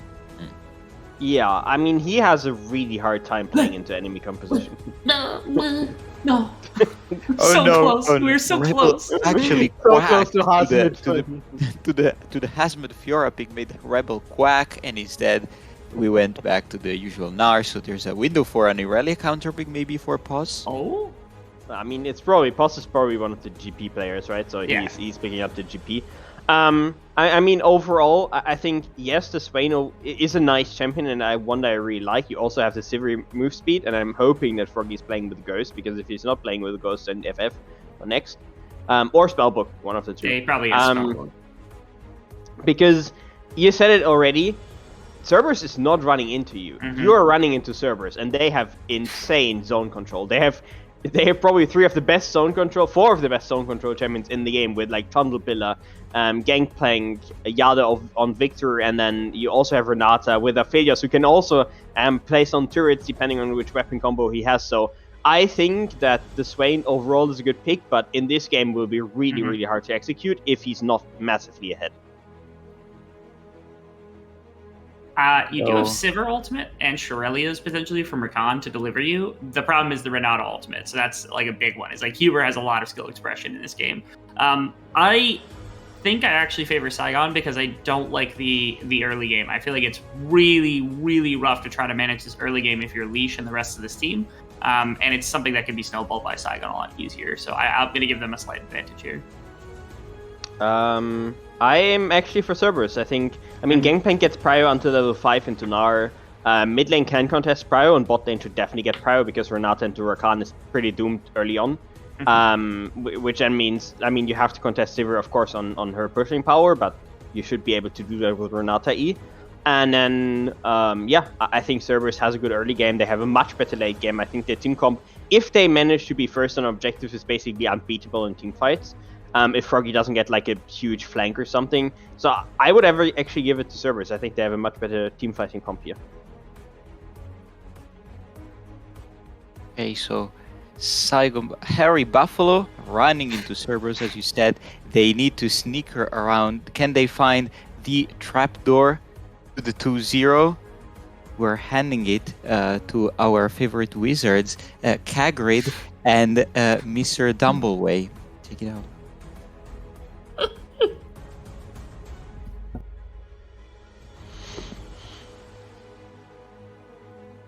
It seems that we are running. I think Mr. Kagrid is not here. I can't see him on his camera. You made it disappear with some wizard. That's the invisible claw. Apparently. Right? Well, I'll take it anyway. Thank you very much. Analyst Desk was very cool to listen to you. And Clockwork, your transitions today, I'm in love with them. Thank you very much. I'm Dumbleway, and trying to lead you through this game with a lot of different champions. And last time, we see another attempt at Rakan. I am personally not very impressed with this champion right now, even though it's one of my most played of all time, because every time it's picked right now on this patch, I feel like across the globe, it just does not look like it's doing much. And let's see if Taki can have a little bit of a better performance than last game, where he was struggling a lot with the Leona, especially in the early parts of the game. And this time around, I think he should be, paired with the Sivir, maybe he's able to get out of lane a little bit more than the last game. It's also the Ghost Sivir, so trying to index into the late game from Shogun as well. I'm not sure if he started Karl as well, which might be the same strategy that Artemis employed last game, to get to his items as quickly as possible and ignore the first 10 minutes of the game as much as he can. I'm focused on Leash right now because we have seen many iterations of this Trundle, and especially in the LEC, I think Yo-Yo yesterday was interviewed about the Trundle level 2 gank into bot lane, which he said is something you should never do in solo queue, but is very strong and competitive. So let's see if Leash also watched some LEC do this, as there's some early aggression from Saigon Buffalo's bot lane. That's a huge trade onto Hugh, and he bit back on them. Nope. And of course, Aphelios level 1. Sometimes he's very strong in matchups when he has the range advantage, but he doesn't have an ability. So if you can actually engage on his support and kind of ignore him like they did here, you get an advantageous trade in terms of HP. Let me see if my fellow wizard has it. There's a fire in my neighbor's apartment. Oh my god. Not too bad, he just set his stove on fire and needed help, so I just had to run over there. Sorry about that, everyone. How's the early game going?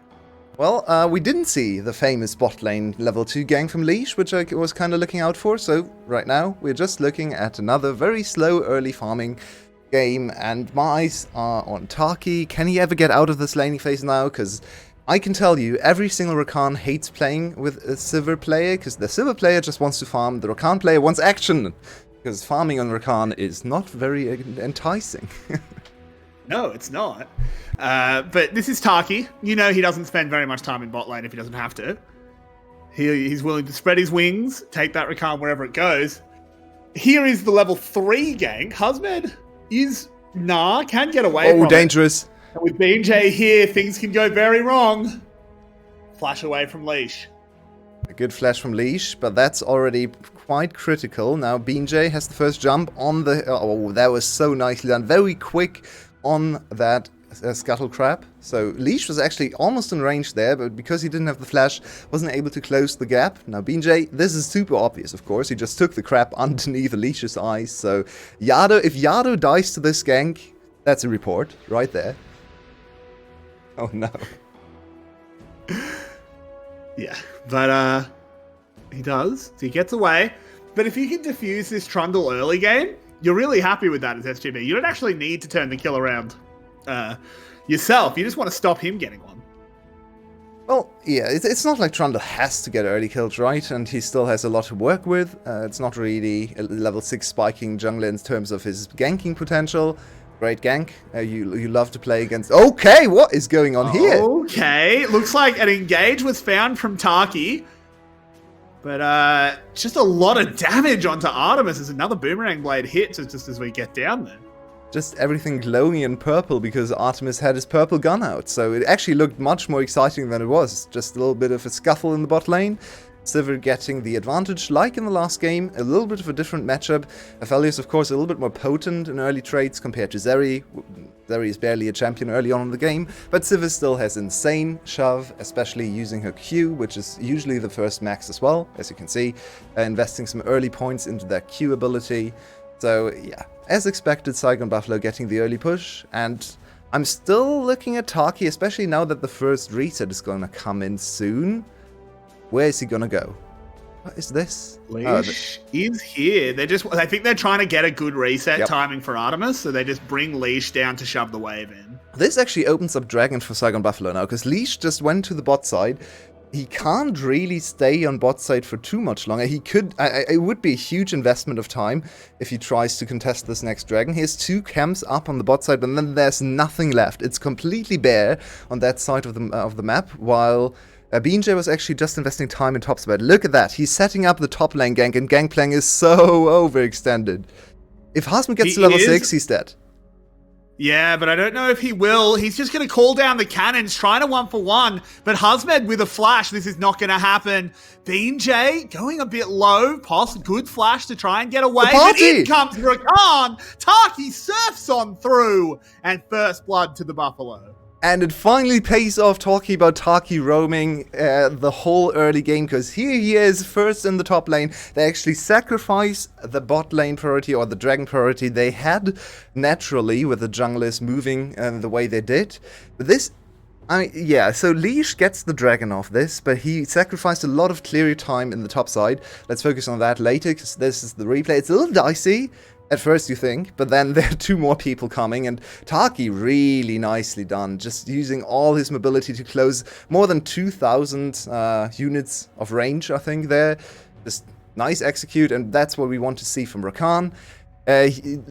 Watching Rakan lane is never interesting. You want to watch him gank and make plays happen, so here he comes, and Taki finally finds some presence in this series. Yeah, after a pretty quiet game 1 out of Taki, so it's good to see him getting activated early, getting out there on the map, as he even stops Artemis's back, just being an annoying little gnat. Huber. Now, I wanted to... I didn't get a chance because I had to go do some firefighting. Oh, Poss could be in trouble. Husmed near Mega, but I think with those tower shots, they will call off any play on the top side and Poss lives. But I wanted to ask you, because... We've seen very recently in the LEC last night, Renata essentially counter an entire team comp from G2 up against Vitality, where the Renata basically meant G2 couldn't play the game. I get the feeling that could happen in this game as well. Let's say, oh, okay, we are going for some action here. No, Artemis just firing his ultimate. Not actually that much happening. Renata very far behind in experience compared to Artemis, which is a little bit surprising considering she didn't go for the roam. But yeah, Renata is a super strong counter engage and zoning champion, right? And Tim talked about this team composition in the late game for Cerberus being, according to him, almost unbeatable. And I mean, they certainly have a lot to work with. The Renata... It's a very interesting champion in teamfights because it's so squishy but has such a huge impact with her ultimate and everything else she provides. But we have a fight right here, right now. Yep, the junglers looking for their smites. B&J wins it out, and Chunk's leash down low, takes him to 0, lands another double knock-up. SGB are just looking so much better right now. Cerberus are all out of sword. Oh, it's a complete disaster. They lose everything. This is exactly what happened in Saigon Buffalo against AS Esports on Thursday. An attempt from AS Esports into the top side, into the Rifthold #1, went horribly wrong and the game was over. History might repeat itself here because Saigon Buffalo gets off to a 4-0 start. They get the Herald as well, so it's just a win on all ends. Shocking, by the way. Let's look at this again. Kill the Herald. Yeah, I mean, Hasmid just gets the freest entry into this teamfight of all time. He gets the stun perfectly as well. And Yado, where's the damage from Yado? It's just not there. He tries to go for the kill on Hasmid. Oh, on the Triumph, just barely enough to bail him out there. And of course, Wukong can chase down any victor on the map, especially this early in the game. So now we have a super strong top side once again from Saigon Buffalo. Really seems to be their focus today. Back to their spring split success. Basically, just focusing topside, leaving bot lane to just farm, and then Shogun can be a hyper carry later on in the game, but we try to make plays around topside, and I think with a Sivir, that's actually the perfect thing to do, because she is gonna get strong no matter what, and it's really hard to actually get her off CS, or zone her away. She has so many range tools, it's so easy for her to just step up in CS, so just completely ignore bot lane, put everything into the top side, and it's working to a T for Saigon Buffalo.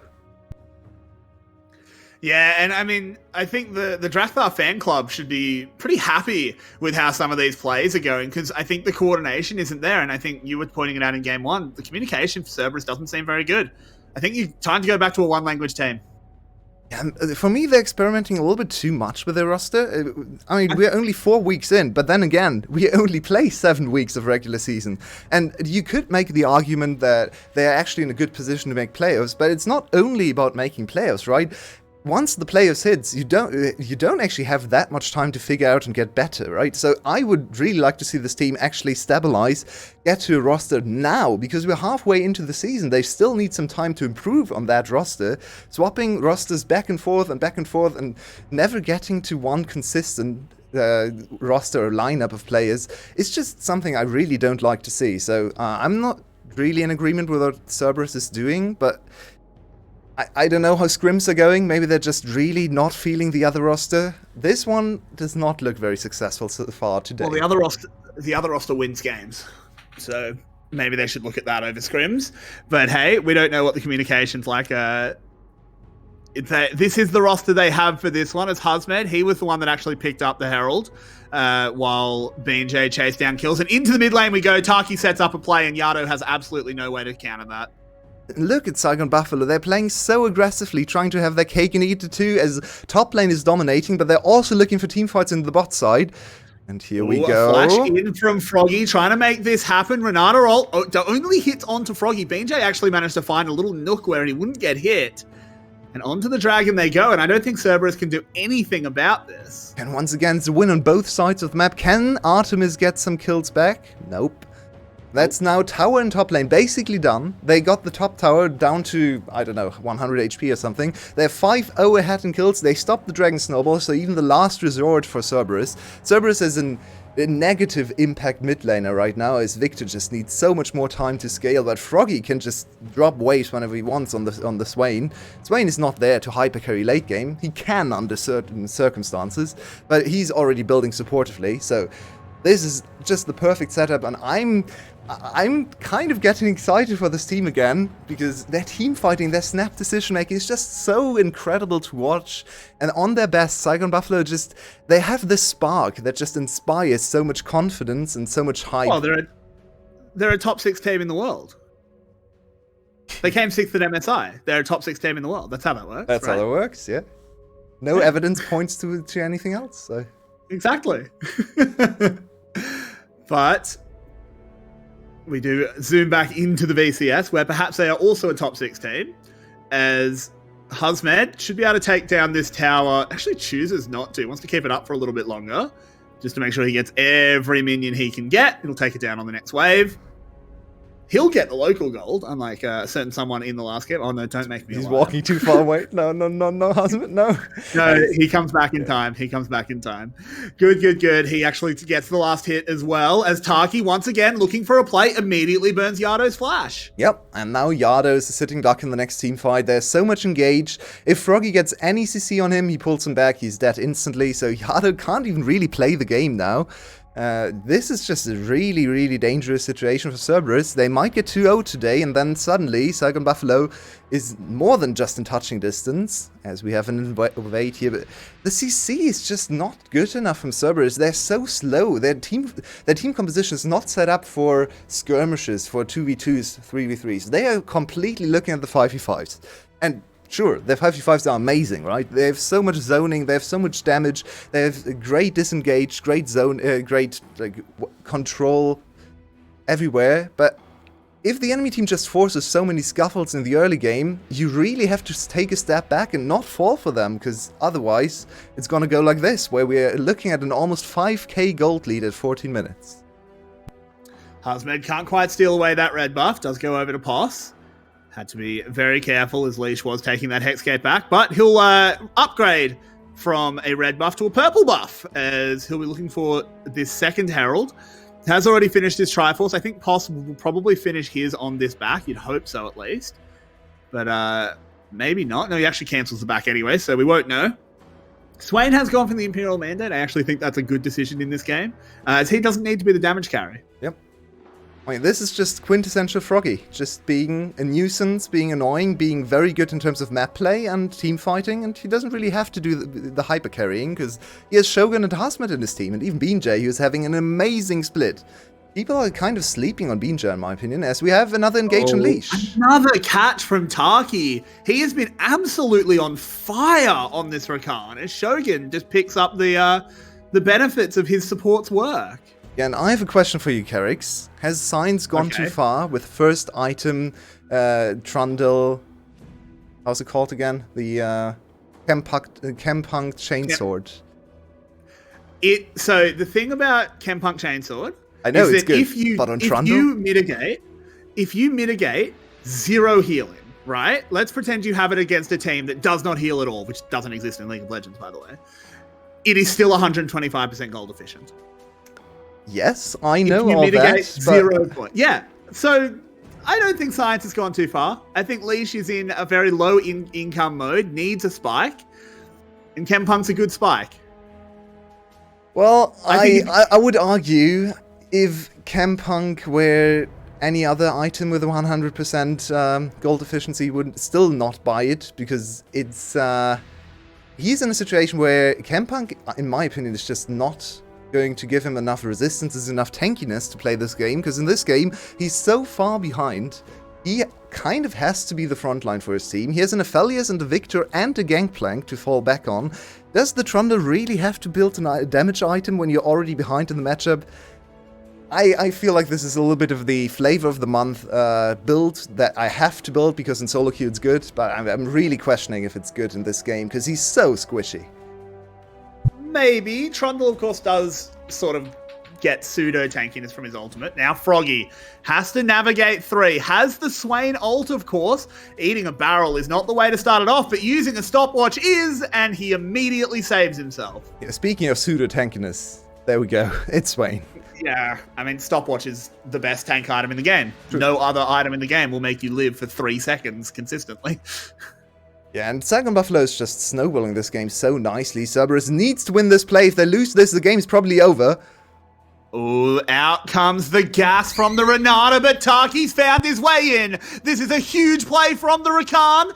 The Gangplank ult holds them back for just a moment, but Froggy finds his way onto Leash, takes him down. That Chempunk Chainsword doing nothing up against the Grand General of Nox as Hazmet on the other side picks up his own Poss, the only one left alive. Taki knows where he is, little kills his barrel, pirate. wants to find a knock-up. You can't orange that. Visions of Empire tags him as well, and in come the Buffalo to take themselves ahead. 11-0 on the score. Saigon Buffalo is stamping their authority not only on the series, not only on this game, on the whole league. Everyone has to look to this team now. They started horribly, but they're now very likely going to 2-0 Cerberus, breaking the 2-1 curse we're on. Look at Hugh's Flash, or maybe don't look at Hugh's Flash, because that was an attempt at a Flash ultimate from Renata.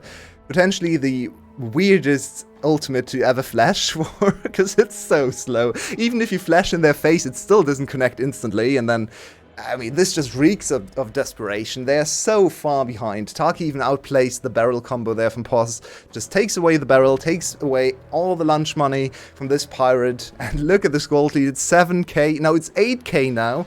11-0. Once again, I have to stress this point, in kills. Saigon Buffalo never plays perfect games in terms of kills. They're always scrappy, but in this game, no one is gonna die. Yeah, I mean, they're so close to just winning in the perfect game. Nothing has gone right for Cerberus. Unfortunately, there's a dragon and a tower already secured for Cerberus. Yeah, unfortunately, so close. I'm not sure if they're ever gonna secure a kill. Maybe they're going to try and just get one for the morale, but it's already looking more than dire. What happened here? BJ walks into an Artemis, and yeah, I don't think Artemis actually wins that fight, even with all those chakrams. Yeah, not quite enough items to win with the with the white gun. Uh-oh. Oh, Taki once again finding a flank. BJ as well with that Cyclone running. Renata ultimate does a little bit of work, holding Hazmed back for just moments. But honestly, they're just way, way too far behind. Can they maintain their perfect deathless record? So far, it definitely looks that way. Leash will get smacked into the wall by Hazmed. Taki surfing his way over. Make sure he gets an assist. And 3 members of Cerberus have been beheaded. Baron for SGB. And it's all over but the crying. It's good that the Chempunk Chainsword there did a little bit of heal reduction, because otherwise there would have been no way for Leash to play the game. No, I'm being very sarcastic and facetious, but I don't think any itemization would have helped him there, to be fair. A little bit more tankiness, I think, would have been the call in this game, but it doesn't really matter, because that's Baron at 20 minutes. Saigon Buffalo is completely obliterating Cerberus, and these two teams are supposed to be very close. These two teams are actually supposed to be maybe not the main title contenders, but certainly in the discussion, and right now it doesn't look like two teams on the same kind of level. Yeah, it really looks like SGB has figured out their early split woes. They came back from MSI. Honestly, it's something we didn't give them credit for, that I think other regions a little bit better at giving a little bit of slack for, is that teams often come back from MSI a bit slow, right? Because it delays their off-season, it screws with their scrim schedule. Lots of things are sort of the negative of going to MSI. We really didn't give Buffalo that slack, but it seems like they're back on form. Yeah, and maybe even better than they ever were before, because all of their lanes seem to be performing really, really well. Froggy's not getting solo killed. Hazmed is stomping everything. BJ is on the form of his life, actually back to his 2021 spring form, I would argue, or even better maybe. And the bot lane has only gotten better over the years, so this is just really impressive, and I just love their decision-making, their way of just finding kill after kill, fight after fight. And if we have a little bit of time, I actually want to hone in on one specific player, Hazmed. In the very first series of this split, against Cerberus, of course, he got completely destroyed. He entered his face-off on Kale, and now look at him here. In they go once again. Taki can't find that engage this time, but look at the damage Shogun is able to put out. And in goes the Wukong. In goes the Nah, as Hazmed absolutely destroys the big rock to take down the Renata. He will actually fall. He will be the one Inter on the team. But it is 18-1 as the base comes under attack. Only Poss left to catch them. Shogun is extremely low. Can they actually end? I don't think they can. Nah, No, but they go back it's out too through the early. gate. It's too risky, too early. Why give the 0.5% chance over to the pause? If he gets a triple kill here, maybe you can carry the game. But it's just so impressive. Hasmid, I just cursed him. I'm so sorry, Hasmid. You played amazingly, but you're still the Inter on the team. There's nothing we can say about that. Stats don't lie. There's 1 kill for Cerberus, and there's 1 death on the Saigon Buffalo side, and that goes to Hasmid. So, Yep, Inter, filthy. filthy indeed. There's another dragon going over to Saigon Buffalo. They just... Everything is coming up Buffalo. And let's look at this fight again. It's just a stomp. It's such a huge advantage. Bean J and then Hasmid. This looks so cool. I love when Nas can actually do that because it's so smooth. He ults while still jumping over them in the transition to Mega Gnar. It just looks really cool. One of the best champs in terms of ability, design. I also... Oh, hang on, Hasmed is going in. I also think it's very funny how that Renata ult actually made Artemis' life worse. Because you do get a steroid when you get hit by a Renata ult, and there's no ally for him to hit, so he was hitting Artemis. 100%. As he moves forward, smacks Poss into the wall, goes back to Mini, which is where he wants to be. Froggy on the other side of the fight is taking down Leash, but his healing is being cut. The Kempunk chainsaw nearly coming in clutch your way. I'm joking, of course, as he gets absolutely destroyed. Another tower will go down, and SGB takes a dominant game 2. Yeah, not only a game 2, their week has been a 4-0 week, and I can't even remember if any team has gone 4-0 so far. Maybe Cerberus in week 1, but almost every single series, we joke about this because we have an insane number of games already, but almost every single series is a 2-1, and Saigon Buffalo just comes in here this week and goes double 2-0 when no other team is able to go 2-0 against anyone. What an amazing comeback from this team. They tie Cerberus on the standings, now 4-4, which doesn't sound too great, but they just slammed them in 24 minutes with a 22-1 kill score. Hasmid, the 1 Inter, of course, in that top lane dive. Wow, I was not prepared for this kind of stomp here. Casting 2 Saigon Buffalo series this week, and both of them very dominant. What a performance. I mean, the game didn't go to 3. I'm so confused. This is the region of 3-game series, but apparently not this time. We have been robbed of a third encounter between these two teams because Saigon Buffalo were just so much better today. Cerberus really needs to figure out their roster because, I mean, you just got absolutely stomped. I think Drakthar might be able to get some game time, hopefully. But with that, we are going to go over to our analysts. Take it away, you 3. And welcome back. I was talking about sneaking past the Cerberus, but Harry Buffalo just leashed the Cerberus and blew up the whole Hogwarts here. So, Rebel, tell me, what made Buffalo's magic work again?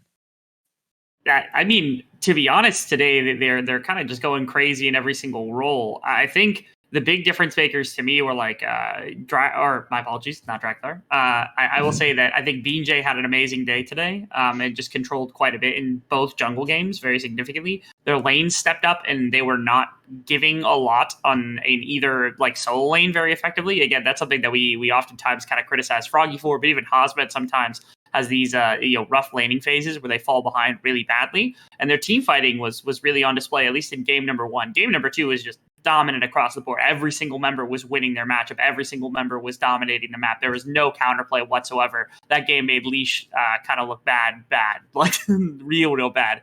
But the first game was a really good display of the fact that I think they are still good at team fighting. They might give up some boneheaded mistakes once in a while, but the Saigon team is definitely looking back on form. I think that's the best thing that we can really say about this squad. Indeed, and now with this win, Saigon Buffalo and Cerberus are now tied 4-4. Cerberus still ahead in the head-to-head with 1 game, and the matchup is even, so 1 series to 1. The standings are very tight at this moment, and Tim, I'm not sure if you got your invisible cloak for. Oh, yeah, invisible cloak form. I'm back. Somebody say something before, but it is what it is.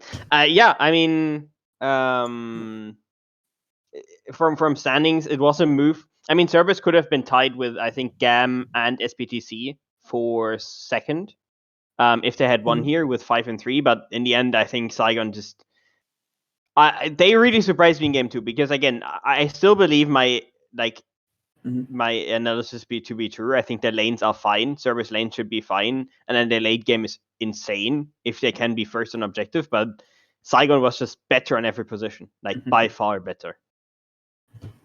Right, and let's start putting it into context, because here this week 4 means that we're crossing the half of the split, and Buffalo started 1-3 and are now 4-4. So they're ramping up. They're finally finding the form that we wanted to see in this VCS. Do you think? I'll start by asking Tim first. Do you think they can get to secret level in the standings before playoffs? I mean, I'm not sure if they can reach the standings of secret, but I don't think it matters. I think your goal is getting top 4 and being as good as possible at this point, and then playoffs matters. Nothing else matters, right? If you get to playoffs, that's your win, and I think getting top 4 should be the target. I think they have made a huge step in that direction. I mean, today, and now we have to see how they continue, because if they perform this way, I believe them to be probably the best team we have at the moment, because the form they had today was insane. They were just playing so good on every position. Rebel, do you agree on this? Yeah, it's pretty funny because I think next week is insanely hard. They have to play Team Secret and GAM, who are both Team Secret's number 1, obviously, and GAM has been surging lately, so that's a good competition. Beating GAM would be humongous for Saigon, because not only would that tie them in record, if as long as they have the same action, as long as GAM doesn't win and they lose in their first series of the week. But the big thing is, if they end up beating GAM, they have the head-to-head tiebreaker, and they're roughly even in terms of game score at that point, just from that game alone. And then they finish out their schedule with SBTC, who's been a little more shaky lately. I still consider them better at the moment, but I don't know. Saigon looked really, really good today. And then they close out close out the split with Genius, followed by Wales, followed by ASE, which is they have 3 easily winnable games. So if they remain in 4th place, or even stay 3rd, 4th place by the week 6, it wouldn't be shocking to see Saigon climb into 2nd or 1st. I don't think that's completely unreasonable, especially if next week goes well and they're able to take one of the 2 series off of Secret or GAM. I feel like we're going to end up with the top 2 team. Cerberus has a lot of digging to do to get themselves out of a pretty rough hole that they put themselves in. Thankfully, next week they get to play Wales, and they get to play Team Secret also, which is tough. But at minimum, an upset win against Team Secret would put them in a great position, especially if Saigon falters in that series. So Cerberus isn't out of it yet. Just please take Leash out. Please put Drakthar in, for goodness sake. That second game, if it was any indication, Leash was not the guy. Just do not. You have my signature for that petition, and as he said, one last hurdle for the Buffalo to lock in their top 4 spots, and still a rocky road ahead for Cerberus. Now, we talked about a lot of Team Secret, and we are going to see them in action in our next series. Just wait for a 20 minutes break, and then we will come back with a Genius Esports versus Team Secret. Don't go anywhere. This is VCS English.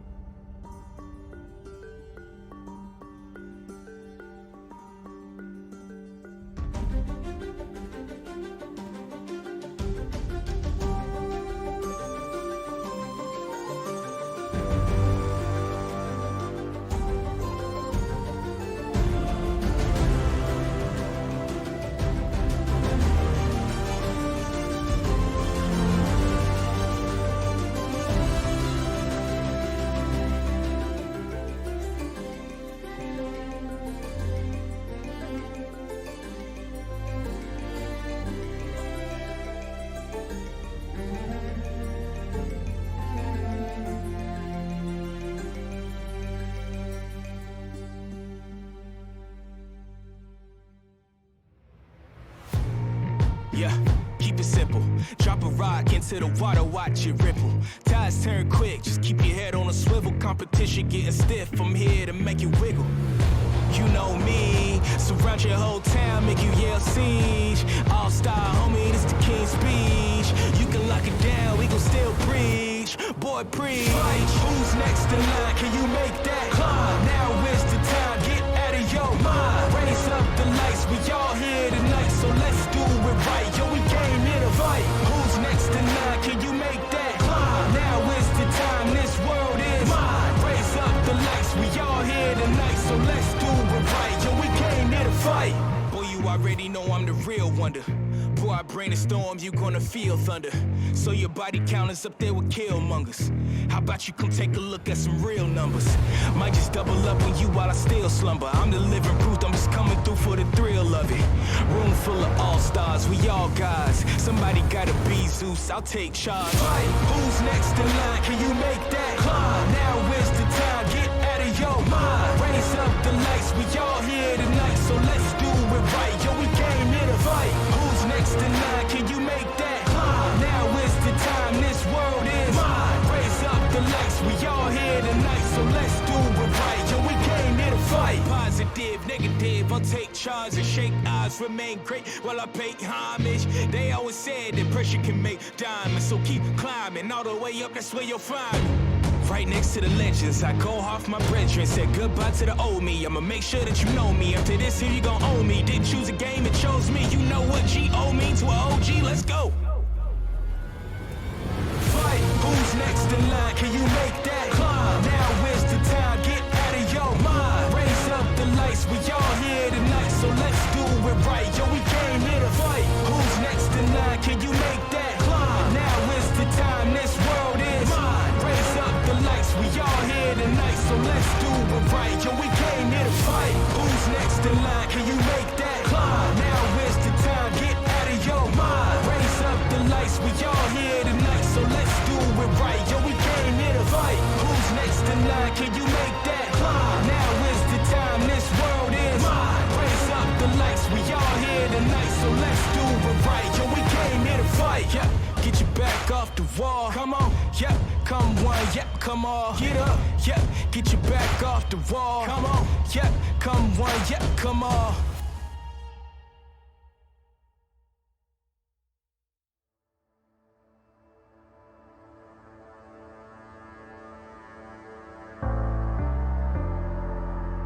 The night beckons while you dream.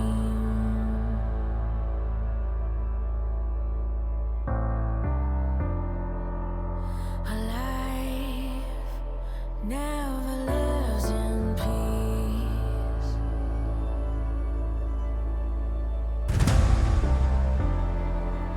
As you stand upon the edge, woven by a single thread,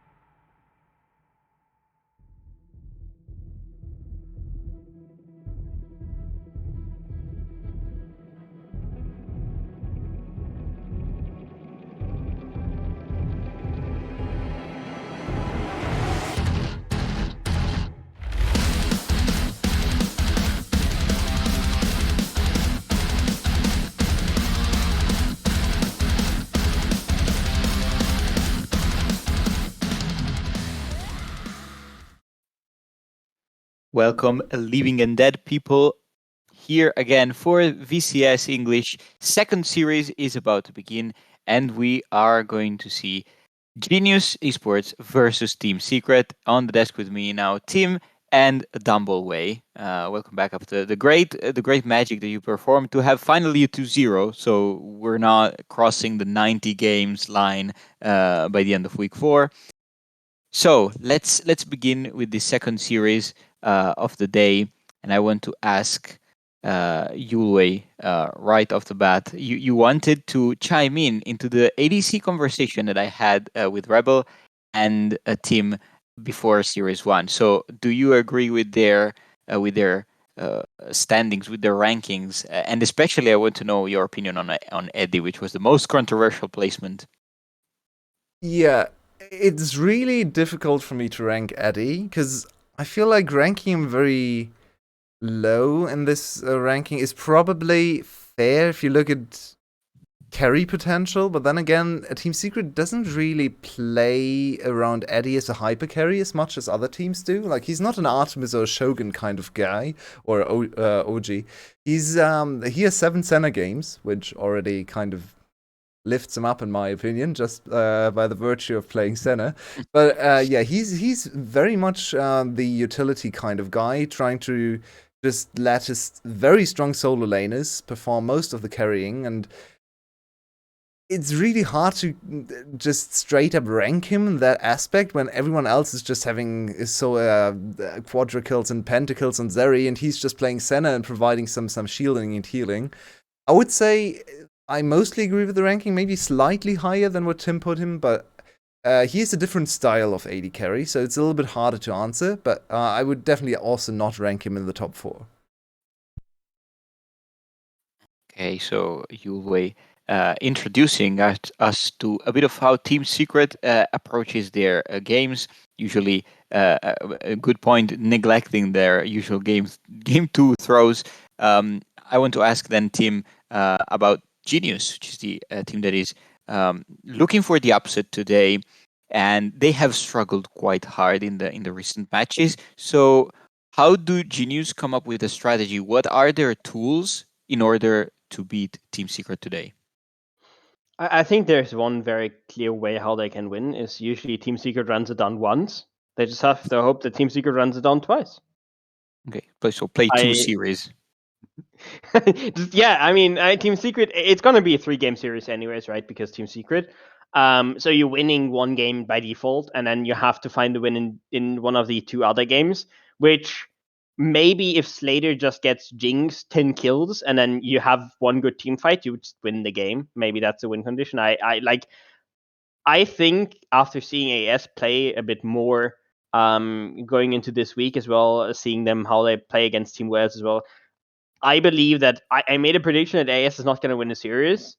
I was wrong, but and Genius, like in the beginning, was looking quite decent. They're not anymore. I think they're one of the worst teams, if not the worst team. I think they're actually the worst team in the league currently. AS is actually better than them, and that's a bit of a disaster for them because they should have decent players. I mean, Coated definitely can play better. Blazes can play better, and for jungle and support, those are rather new players. So we have to see if one of them can step up. But I mean, Slater, Blazes, and Coated should be good enough to at least drag them onto the 6th place and into the playoffs. But so far, they're really not able to, and especially Coated has been underperforming massively. So maybe he can step it up, and find something for the team.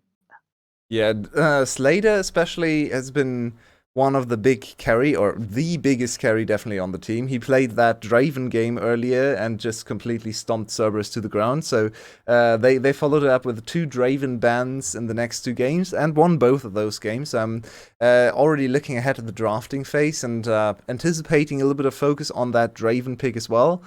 On the other side, Genius actually focused a lot of resources into banning Sivir, so let's see if they actually also want to experiment with that pick themselves, because they first banned it in every single game against Cerberus, against Artemis, never tried to get the Sivir themselves, and instead relied on Draven, Zarya, and Aphelios. So Slater really just trying to find hyper carries to drag his team over the line, because I agree with Tim. the solo laners are really what's letting Genius down, in my opinion, here, because Blazers... I mean, Coated has always been a very hit-or-miss player. He has good games, he has bad games, he's the killer queen of top lane. That's never gonna change. That's Coated, we all know him. But Blazers actually used to be a very decent mid laner, just last split and even in winter. He was one of the stable mid laners, one of the decent team fighters and so on, and he has really been the one with the biggest downturn in performance, I'd say. So they need their mid laner to step up, but not entirely sure if he can. But yeah, Blazers, in my opinion, is probably the biggest problem here, and the Blazers Yijin combination is just not strong enough to stand up to any of the other teams in mid jungle. It is exactly one of the glaring point of contention for Genius Esports, and part of also what allowed other teams to figure out how they play along the season. And about the killer queen of insert role, I'm not sure that counts as a compliment. We will keep this running joke for the weeks to come because I like it. So yes, Genius Esports has struggled quite mightily.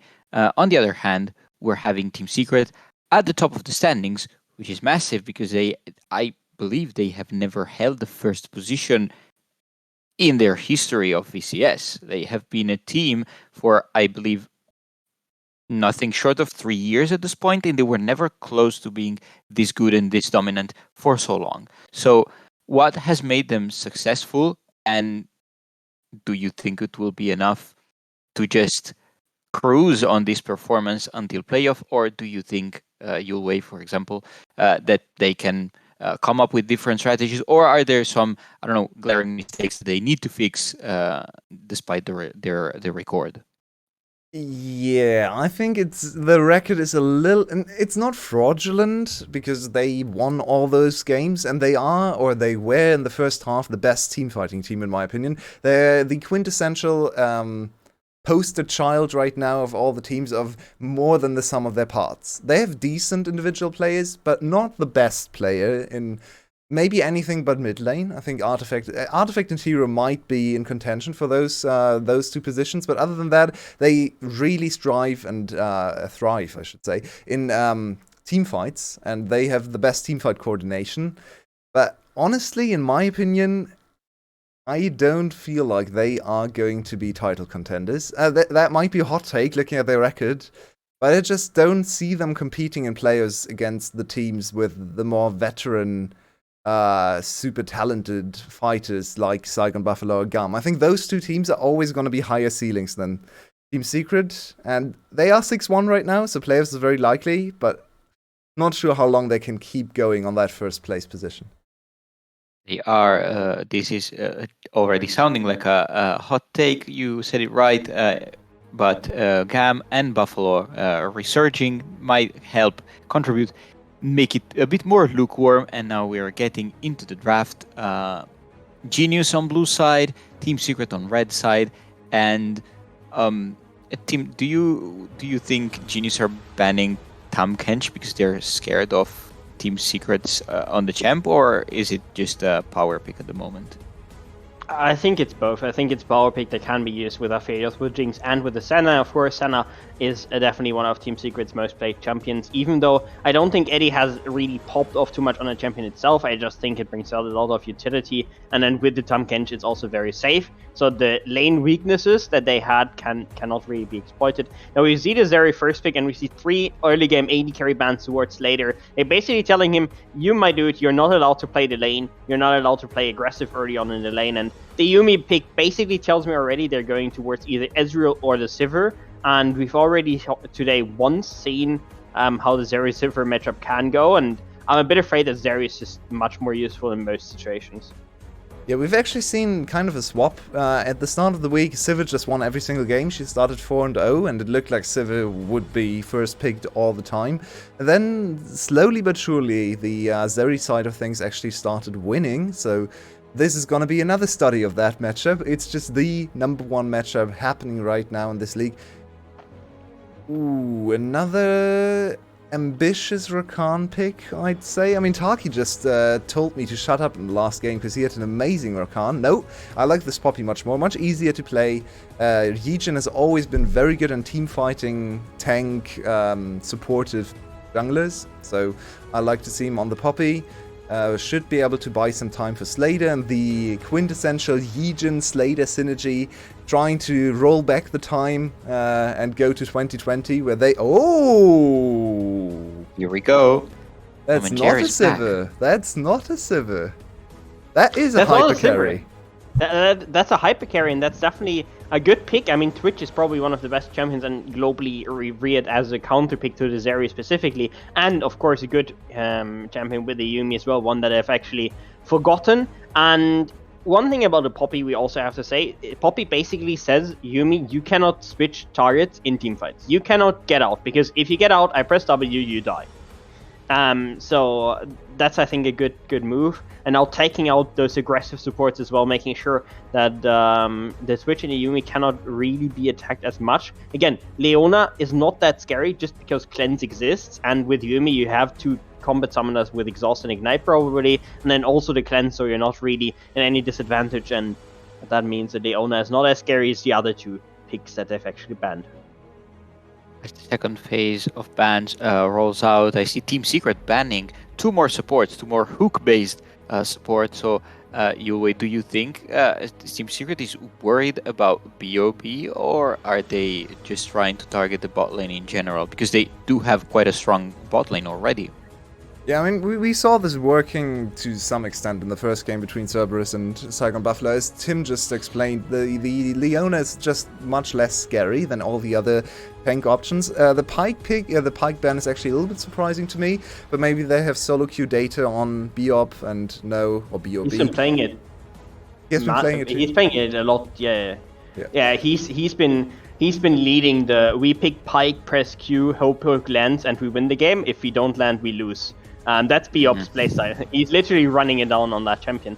So excited to see that we're not picking that top lane. Ari, no. We haven't actually seen this champion at all in the VCS, I think. She was strong for one patch or 1.5 patches, and we were kind of late on those patches, so we never really got the opportunity to see some Belveth here, and it's not going to happen here either.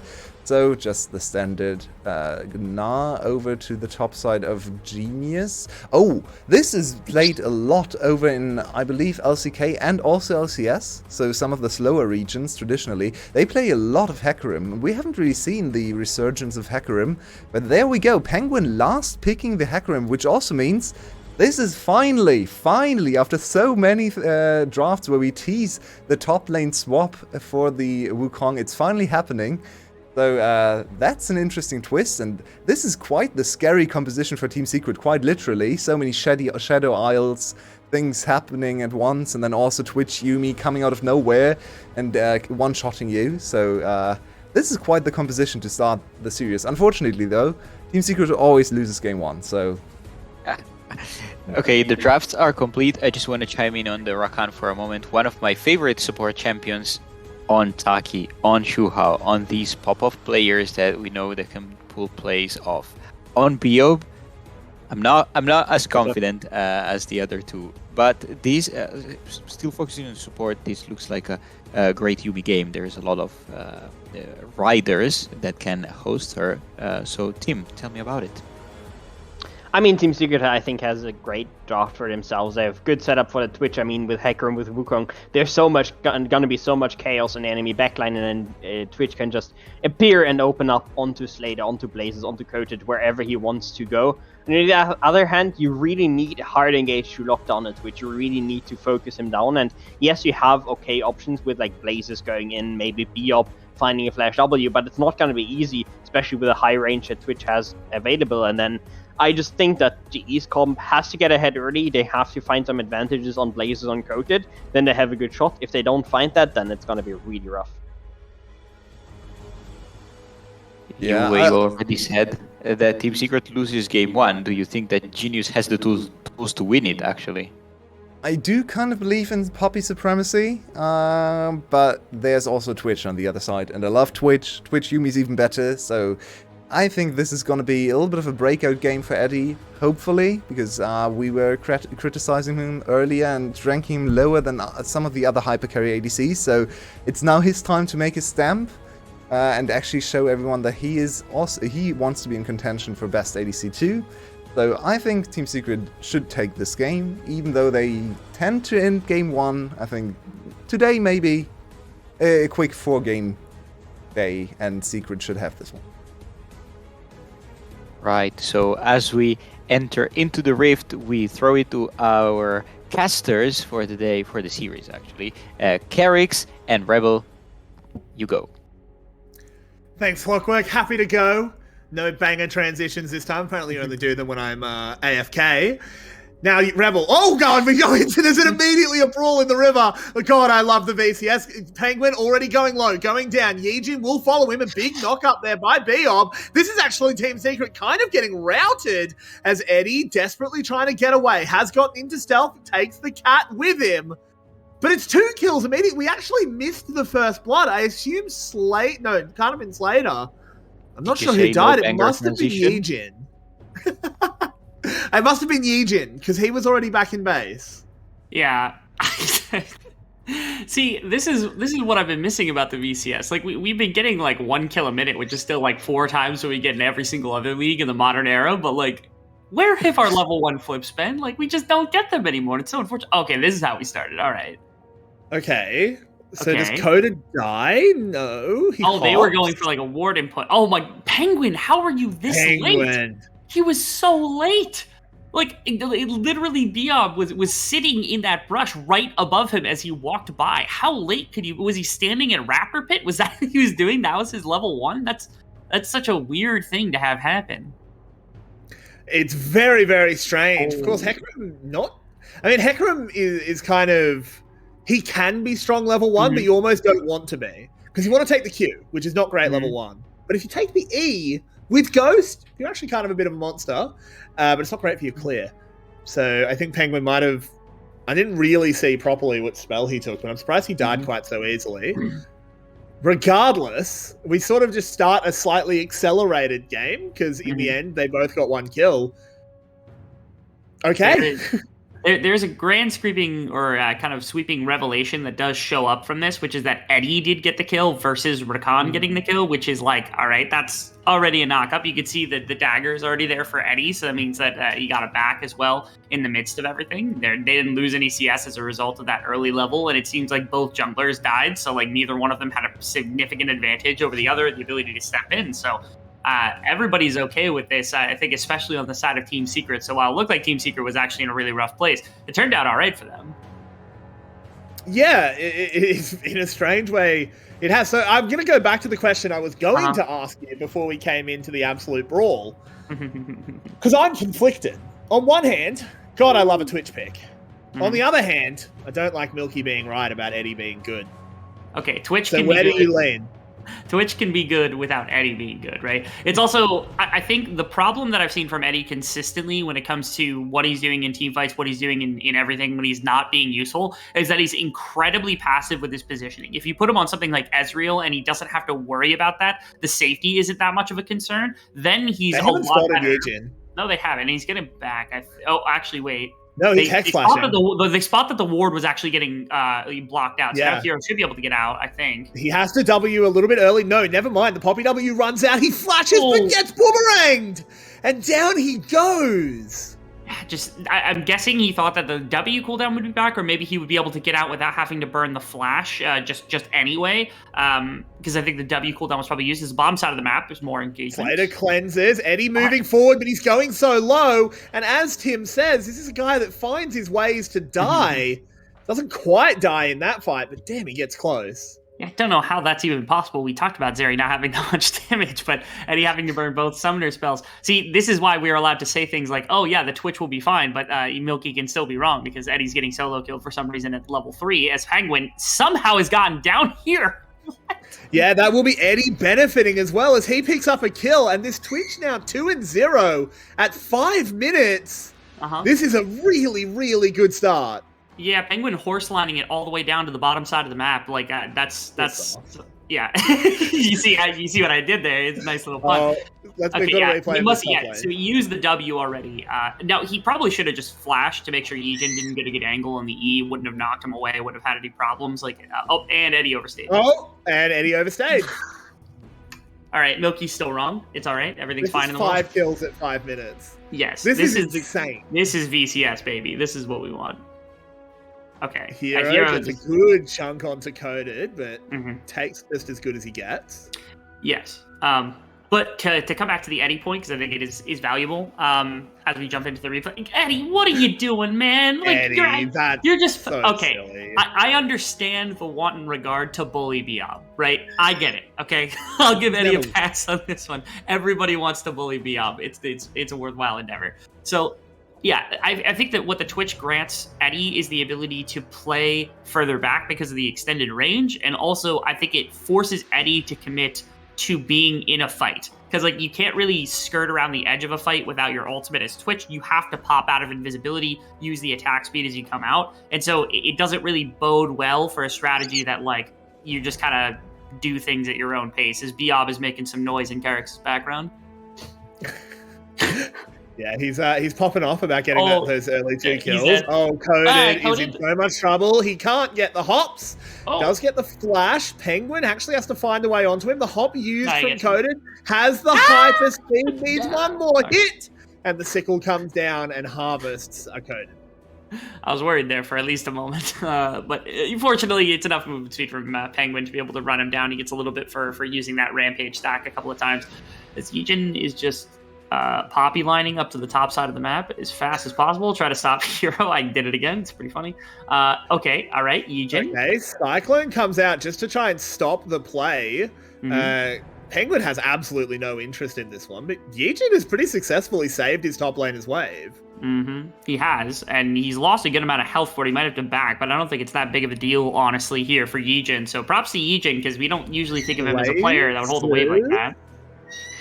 Blazes is in the bot lane. You mad, lad.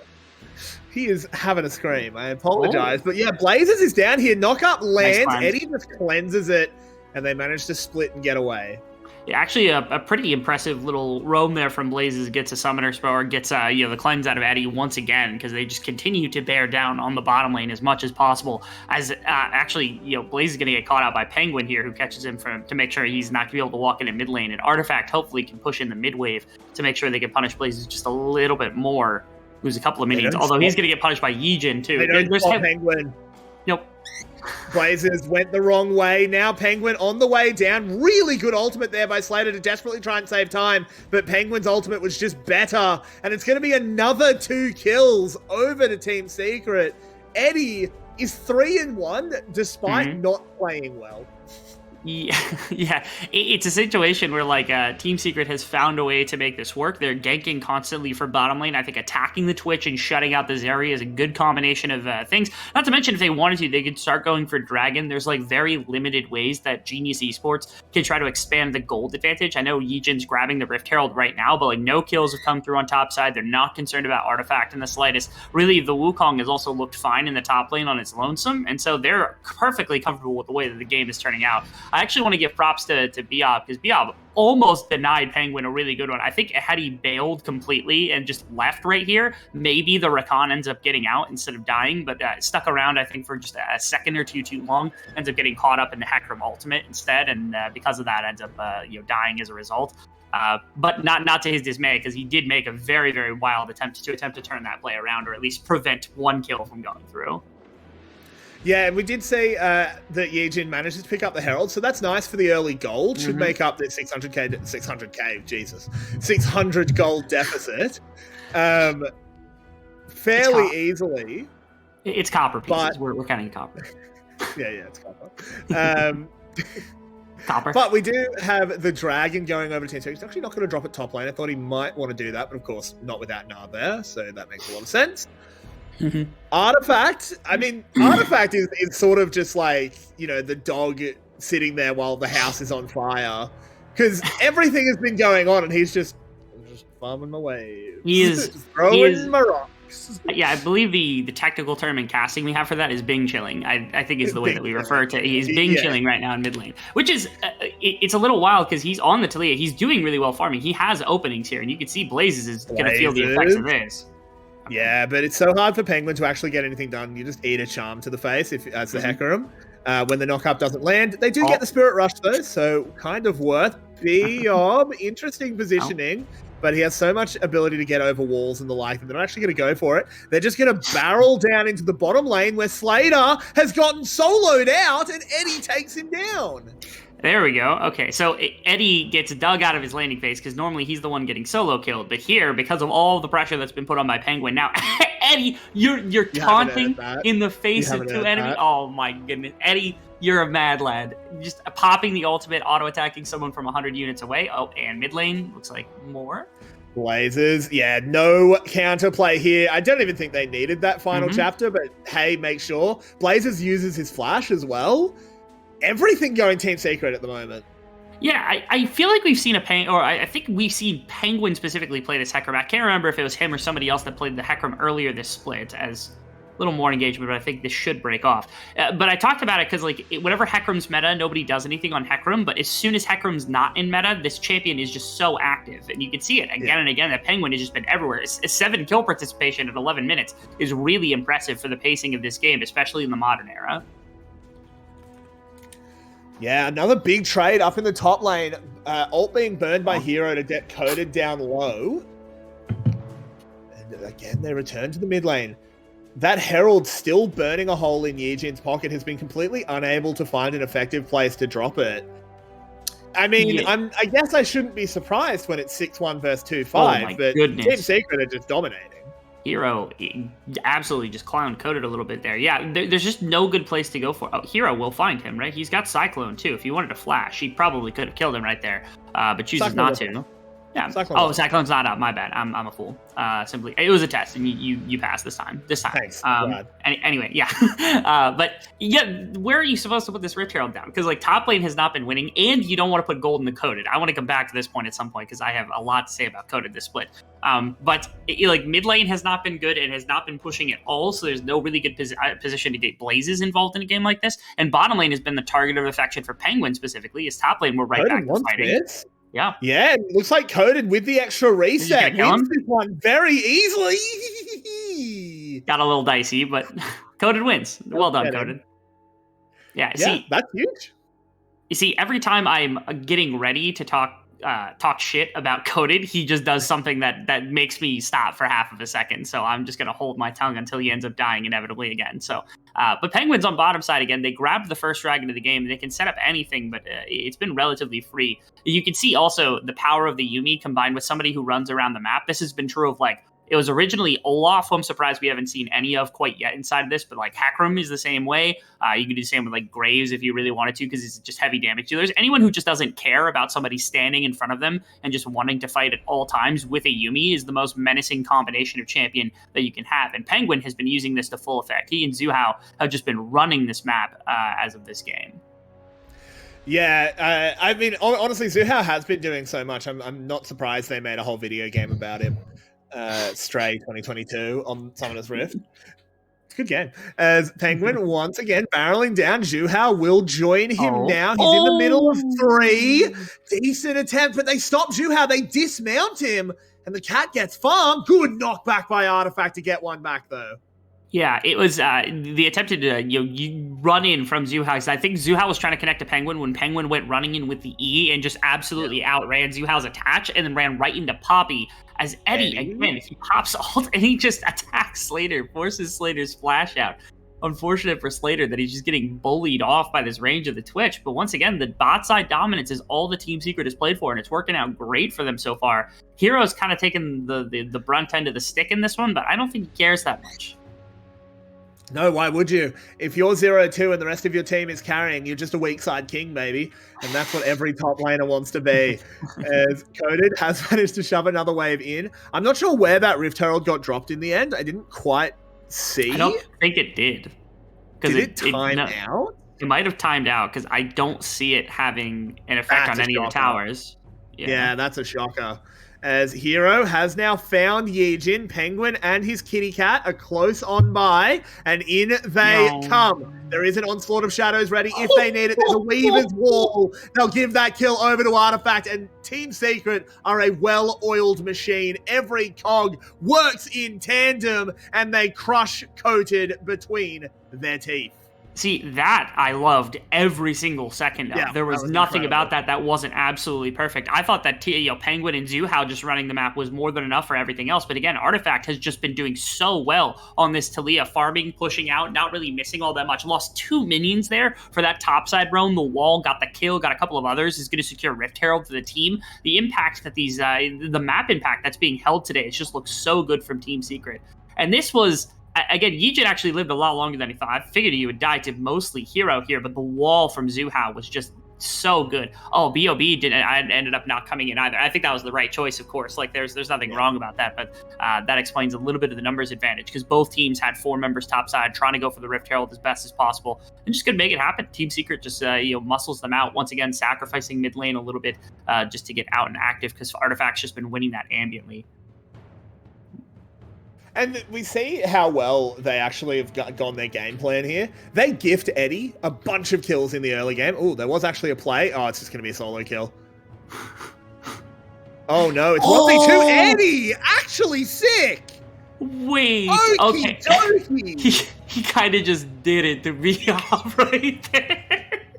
Oh my goodness. He flashes nearly in place and somehow outplays beyond complete belief. It literally, if anything had happened, I think he would have been like maybe a turnaround or a death that came through for Eddie. And the fact that he flashed like 2 Teemos over and was just out of range for the W that Piavin clicked with his ultimate on and got those autos off to kill off the damage, like that, like Slater's got to be so pissed. Oh yeah, for sure. I mean, Slater is 0-4. I mean, this terrible day, like, this is both a great and terrible day for Milky, because on one hand, Eddie's getting vindicated, but on the other hand, he had Slater as number 1 ADC in the league. So Of course he did. Of course he did. Why would which he? was worse. That's a... But the other half of it, of course, is today's been a great day for our good friend Tim. Eddie. Oh no, Eddie! They catch him out. That's a big shutdown given over to the Zeri. Good job there, interrupting the dash, but Poppy denies too, immediately sending the horse and the cat back out. Oh no, Hero's gone in. He's a lot more alone than he thought he was. Manages to get healed up now. Penguin rejoining the fight, but the numbers are a little bit too dire. Certainly, Genius Esports don't turn this around, right? They actually just took about a 700 gold lead from just that circumstance right there. The That's bottom a huge tower, shutdown. yeah, that was a huge shutdown, and it was entirely. I would say it's entirely Eddie's fault. I think Eddie was anticipating that he was going to get run through. When we get a replay, I'll talk about it a little more. But again, the fact that Genius Esports is actually stuck around. I think partly, I think ultimately Yijin did pop the Rift Herald bot lane, and that's why the tower went down. I can't imagine that whole tower got run through by Slater when Eddie was as powerful as he was in the laning phase, just popping ultimate and driving him off. So I have to imagine that's what happened there. And then they got top tower turret. Like, Coded has been doing fine in the game as well, almost onto a second item completed. Genius Esports not out of it as much as I thought that they were, because it seems like Team Secret have just held complete and utter control of the entire map all game long, but just don't have as much as I thought they would have. They're still incredibly powerful, don't get me wrong. The team fight is still incredibly menacing, but they aren't in the domineering position that I thought they had been. Yeah, it's just the 2 towers that GE were able to pick up. That's the end result of the fact that, Eddie's picked up all these kills, but he was still left 1v2 forever. He wasn't able to shove waves out and the like. Plus giving away a huge shutdown. Obviously, just we can flame him all we like for that. Mid lane tower is about to go down in the favor of Team Secret. Penguin gets caught by the Rakan ult, zapped by a Zeri, knocked up, taken down. They immediately trade it back onto the Rakan. Forward goes Hero, spinning his stick as hard as he can. Oh no, speaking of spinning the stick, it's Yijin falling down before he can get that helicopter off. But Slater is spooled up, moving forward, gets a second kill. Eddie in stealth. He doesn't have the ult, so he chooses to back off. in a fight that goes super heavily to the side, I would say of GE, because they get a lot more off the back end of it, right? Like they had already lost the tower, they had already like gone for everything else. They get a couple of kills in the right place because Slater picks them up, and then also getting the dragon are massive types of ramifications that set up Genius Esports once again to be a lot more competitive in the game than we thought. And a large part of this was like I think Penguin saw an angle because you just dropped out of Mega Gnar, like you don't have Narbar for coded for some time, but he gets popped so easily. The rest of the team just like they have enough damage to be able to work this in, and there's no way for Hero to really get into backline, and he takes a lot of damage too. Not yet is Zuhao really able to keep everybody completely full health on this Yuumi quite yet. And because of that, I feel like they're like over-indexing like their aggression with some of these frontliners. Is Coded is likely to die here. Oh, Artifact. He's not gonna let him go. Hello? Sorry, I was muted. Good job, me. I was casting. I promise. Yes. I was doing my job. I believe. But I was talking to a muted microphone. So good job, Carrots. I'm professional. Mm-hmm. It's not bad for Mike. It's fine. They don't pay me for this. Mm-hmm. But regardless, Andy up on the top side, Blazers takes so much damage, and Yejin just has to hit the note button. Yeah, get absolutely bonked, fool. Oh, Penguin's not gonna let him leave though. Everfrost keeps him away, and I think Penguin will go back to the stables.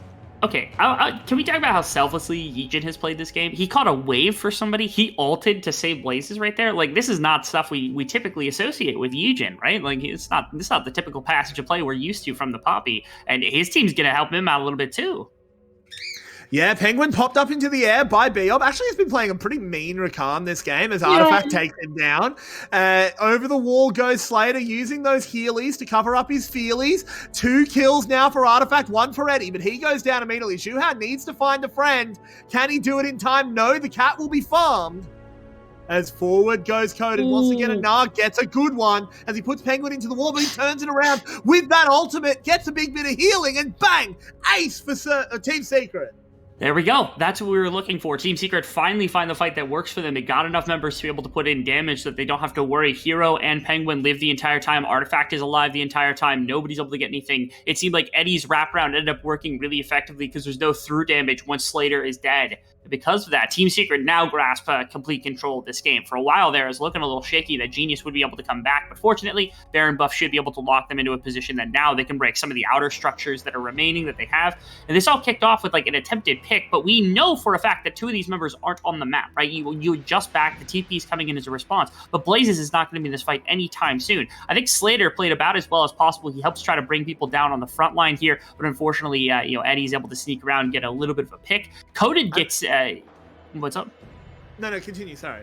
Yeah, I was going to say, Coded gets like Mega Gnar in the midst of this, and I thought that right there was actually going to be the prime like ending of everything, but unfortunately Penguin ends up not getting tagged by that Orb of Deception from Blazes, and because of that, he just gets to continue to stand resolute as, once again, Hero finds a pretty decent fight, who's been able to stay a little bit of a menace. Did they take Baron?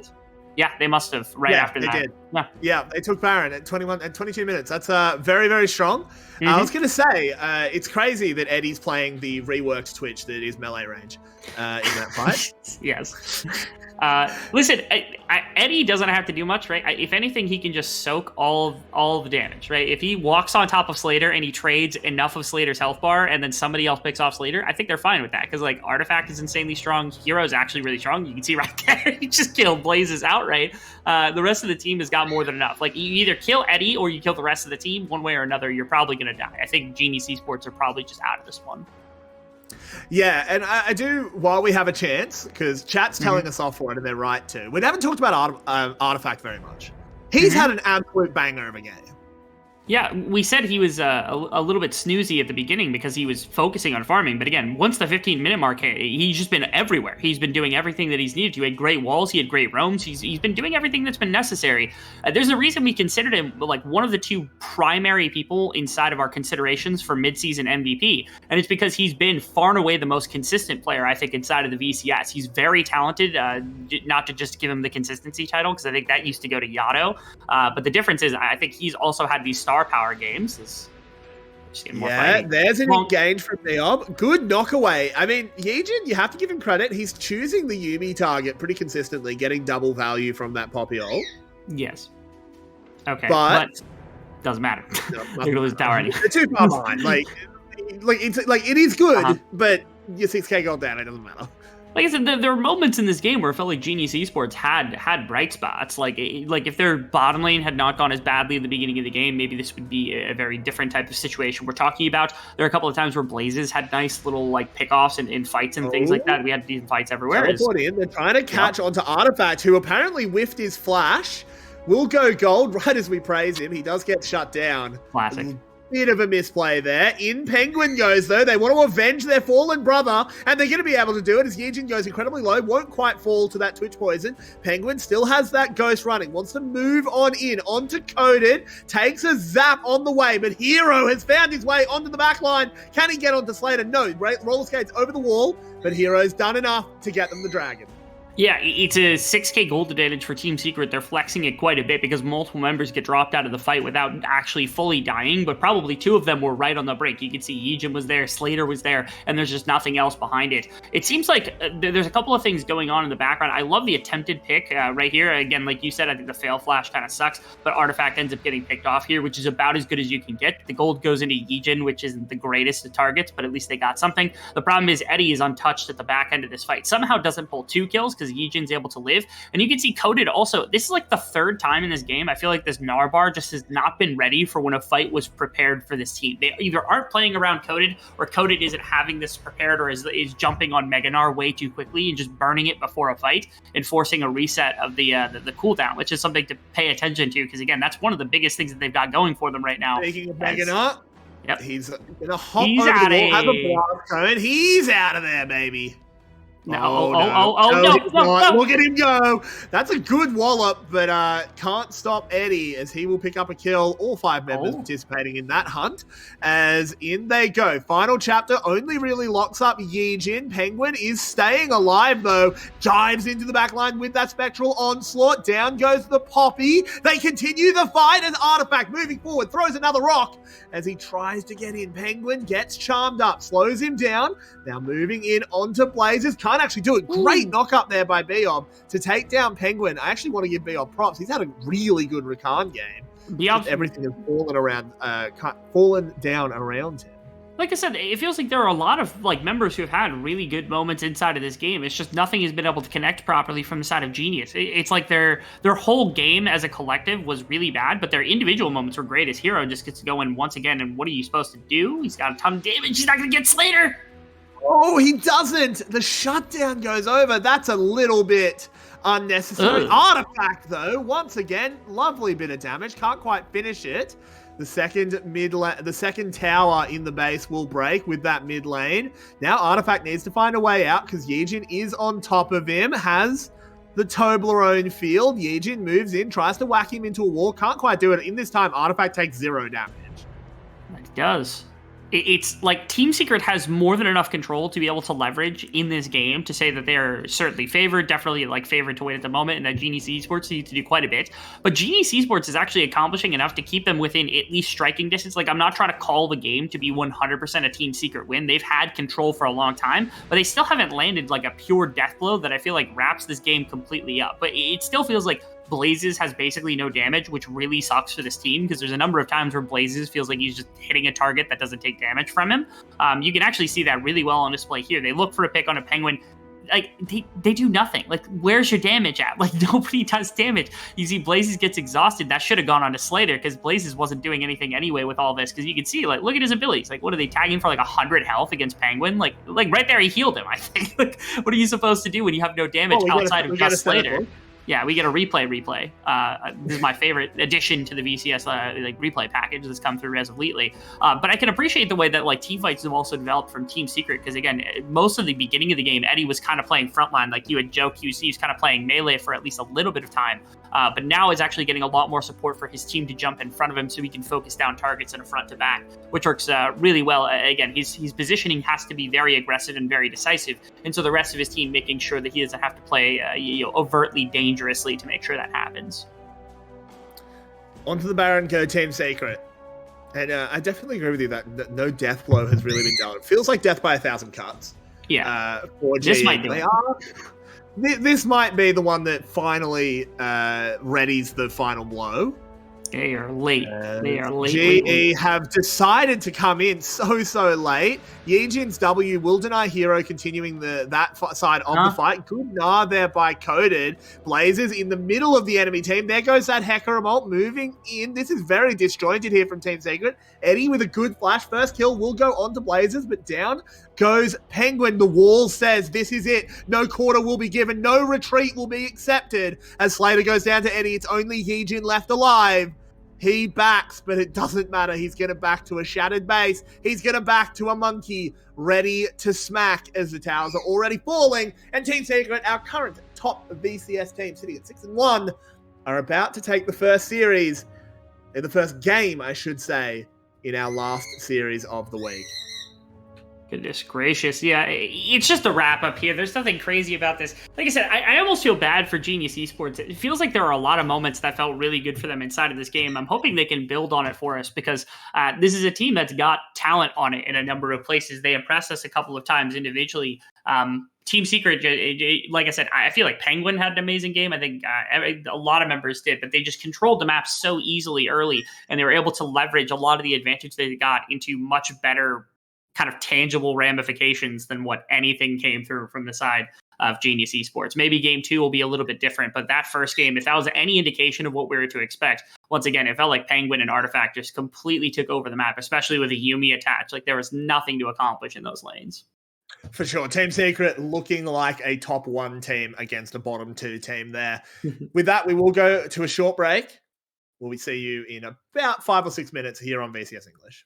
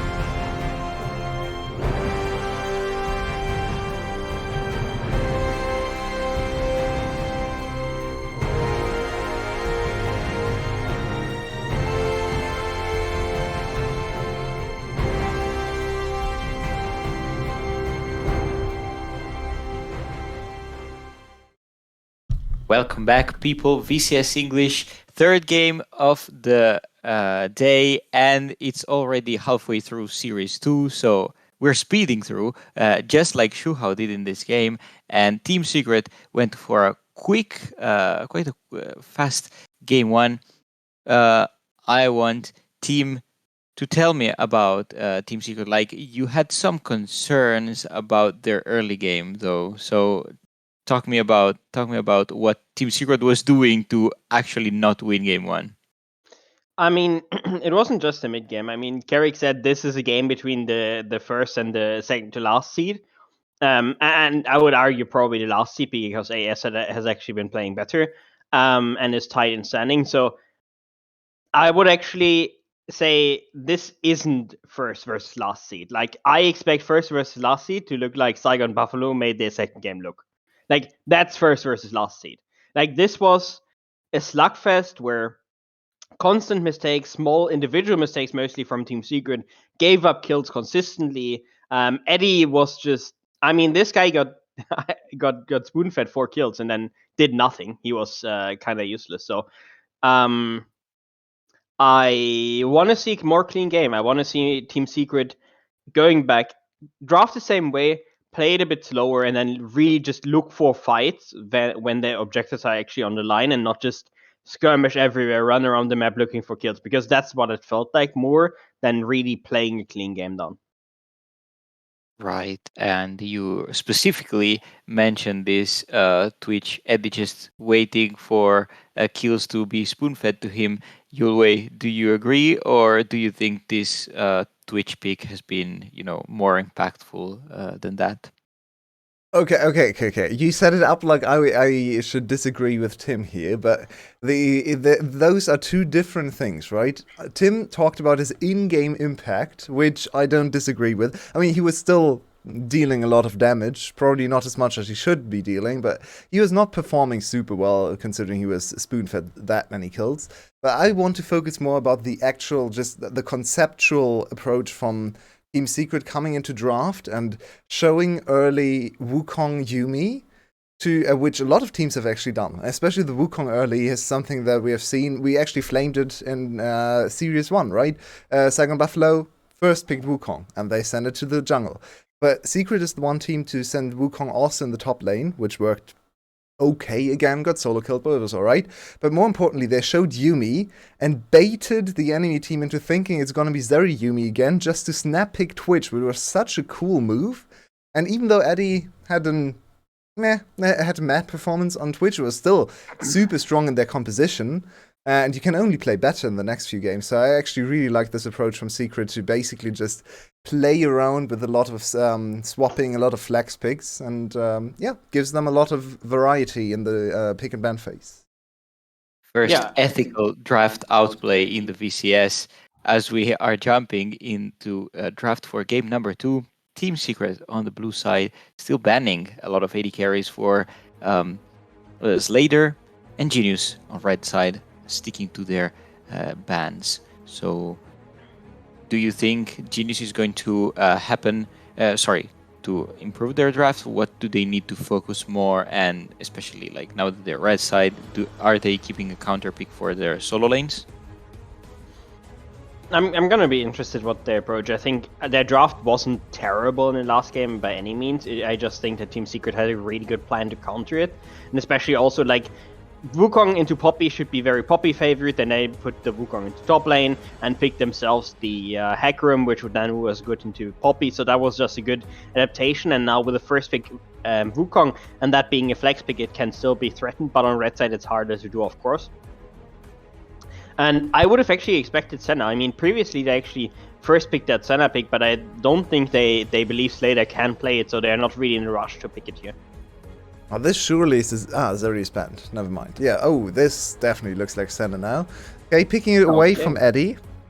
Also, his most played champion, if I recall correctly. So, or one of his most played, at least.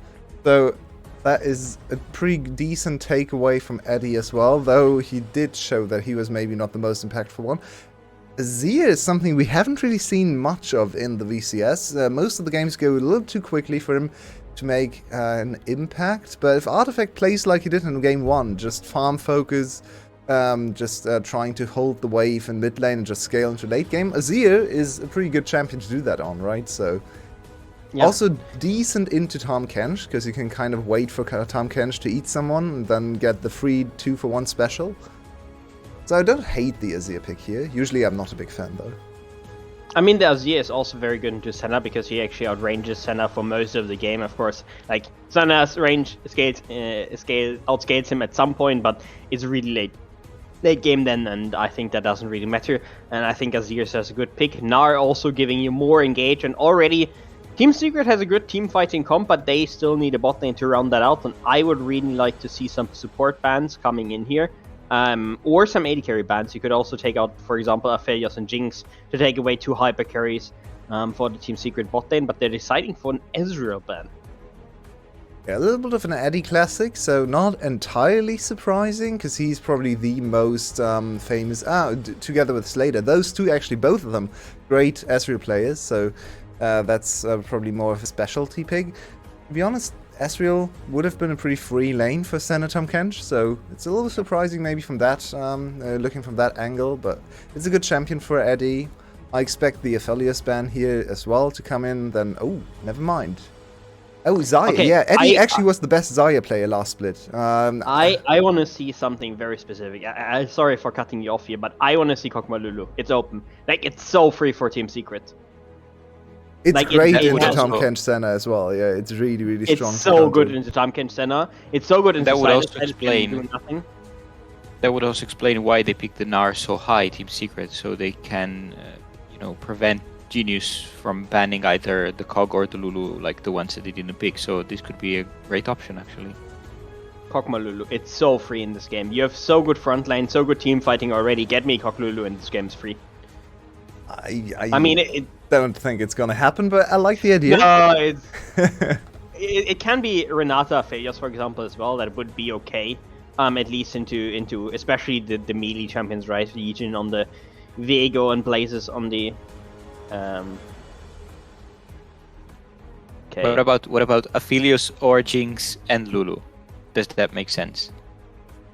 No, I think Renata's just a better champion for both of them. I think Renata. No, we're not picking Thresh. We're not picking. Oh Yeah, yes. please, no No, Thresh. actually, Thresh. Oh my We haven't seen a Thresh in a. I still had milk teeth when we've seen Thresh the last time, and it's an Yeah. exciting champion. There's a still, reason like, for he's not that, been nerfed. Clockwork. There's a reason for that. Usually, when a Thresh champion is disappears so from pro bad. play, there's a pretty good reason for that. Especially when the champion disappears, that was one of the most dominant champions in the game. Like, he was one of the most picked champions. Like, people would first pick him, and now he's like nobody picks him. That should be a warning sign to not touch a champion. And I also don't see the reason. I think Renata is great here. I think Lulu is great here. Both champions are actually, I think, better for the team comp and better versus the enemy team comp. I have no idea why they're going for Thresh, and yeah, we have to see how that turns out. I mean, of course, they now have the all-in potential with the Thresh hook, but I don't think that's great for them. And add on top of that, that Zuhar was actually the first one to adopt the Renata, and probably the best Renata player in the league. His Lulu is decent too, so it really makes no sense for him. It's probably just a little bit of an ego pick. He wants to play it. Also opens up the Senna hyperscaling potential with when Senna can collect the Thresh bounty. For no reason whatsoever, Senna gets 30 armor out of that, and that is much more impactful on Senna than it is on Thresh. So if she gets to the late game and actually builds hyper carry items and gets the Thresh stack, suddenly she's really hard to kill. And yeah, maybe it could be a Senna game. We haven't really seen a Senna carry game in the recent past, but maybe Slater can surprise me. I would also like to see farming Senna here, actually. I think it is very, very underrated. I think the not farming Senna is okay, but in many cases, I believe getting the farm down for you and trading a bit less stacks for it is completely fine. And they've buffed, I think 2 or 3 patches ago, they buffed the drop rate for souls even when you're farming. So I think that should be an angle, even though I'm not really expecting it. And overall, Genius, Gentlemen, hold up. Yulwei doesn't pay me enough to allow this much Senna screen time, okay? So let's talk about these teams, who is going to win it and why. Secret, because they're better. I mean, Secret have done their best to run it down in draft, but I still believe in them. Okay, so our analysts are predicting a 2-0 for Team Secret. Carrix and Rebel cast us through that. I mean, our analysts clearly we need to upgrade because they just predicted a 4-0 day. Like, that doesn't happen. That's like saying, yeah, I'm going to walk outside and get struck by lightning twice.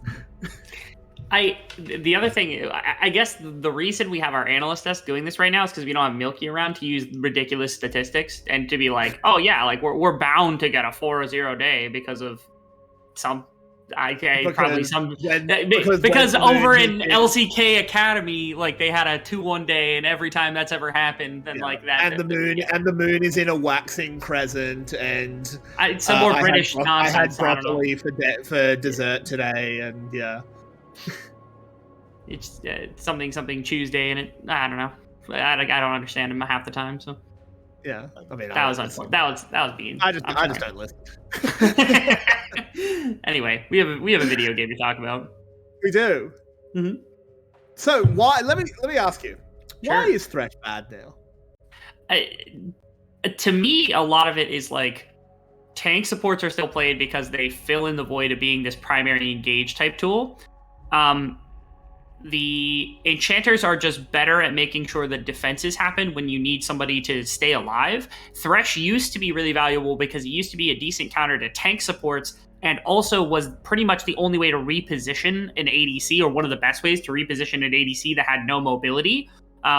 So a couple of things about that, because obviously like Zeri exists, like that champion doesn't need anything like that. A couple of other reasons, like Thresh has gotten lower priority because his itemization is like wacky. Like there's not like perfect itemization for him at any given point.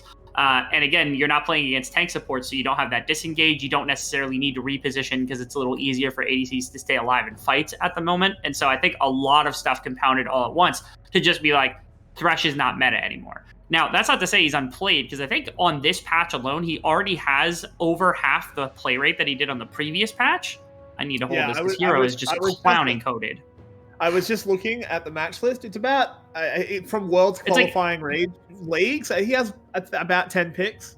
Yes, yeah, and a lot of those actually were recently, too. Like I said, like I think 8 of them on this patch alone. The last patch, there were like maybe 12 or 15, something like that, across the entire world. From World qualifying regions, I don't know what that number is, but again, I know LCK is playing it. LPL always plays it because Crisp is like the best Thresh player in the world or something like that. I don't know, something like that, so...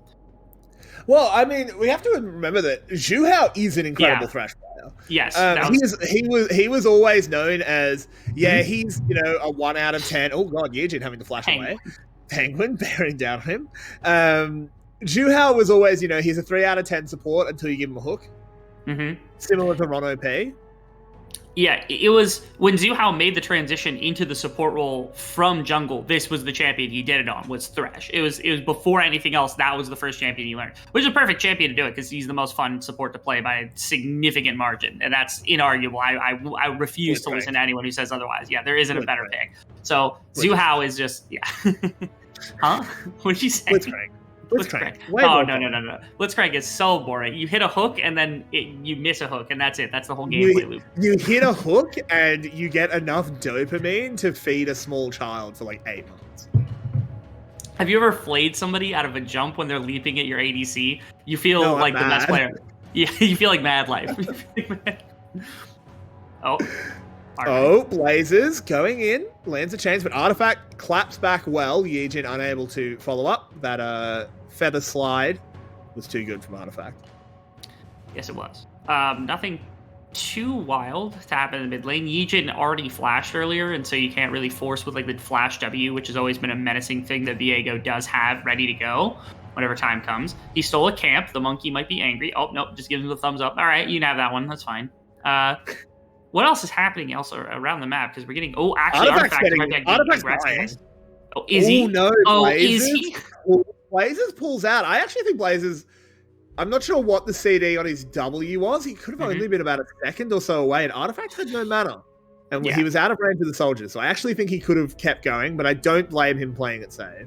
Yeah, the trade-off here, I think, was if Blazes tries to flash W and Artifact matches the flash W, then Blazes is under tower. Oh, Hero had to dodge the stun from Coded. Yep, Coded doing well here in this matchup. The health bar is a lie, because of course it's a full stack Irelia. But Hero does live. Can he get a blind Q? Can we get a blind Q? Oh, no. Nah, Dang. I guess Okay, away. tragic. Come on, Hero. That's fine. I mean, It it's is what it actually is. pretty bad for Coded. He doesn't have TP.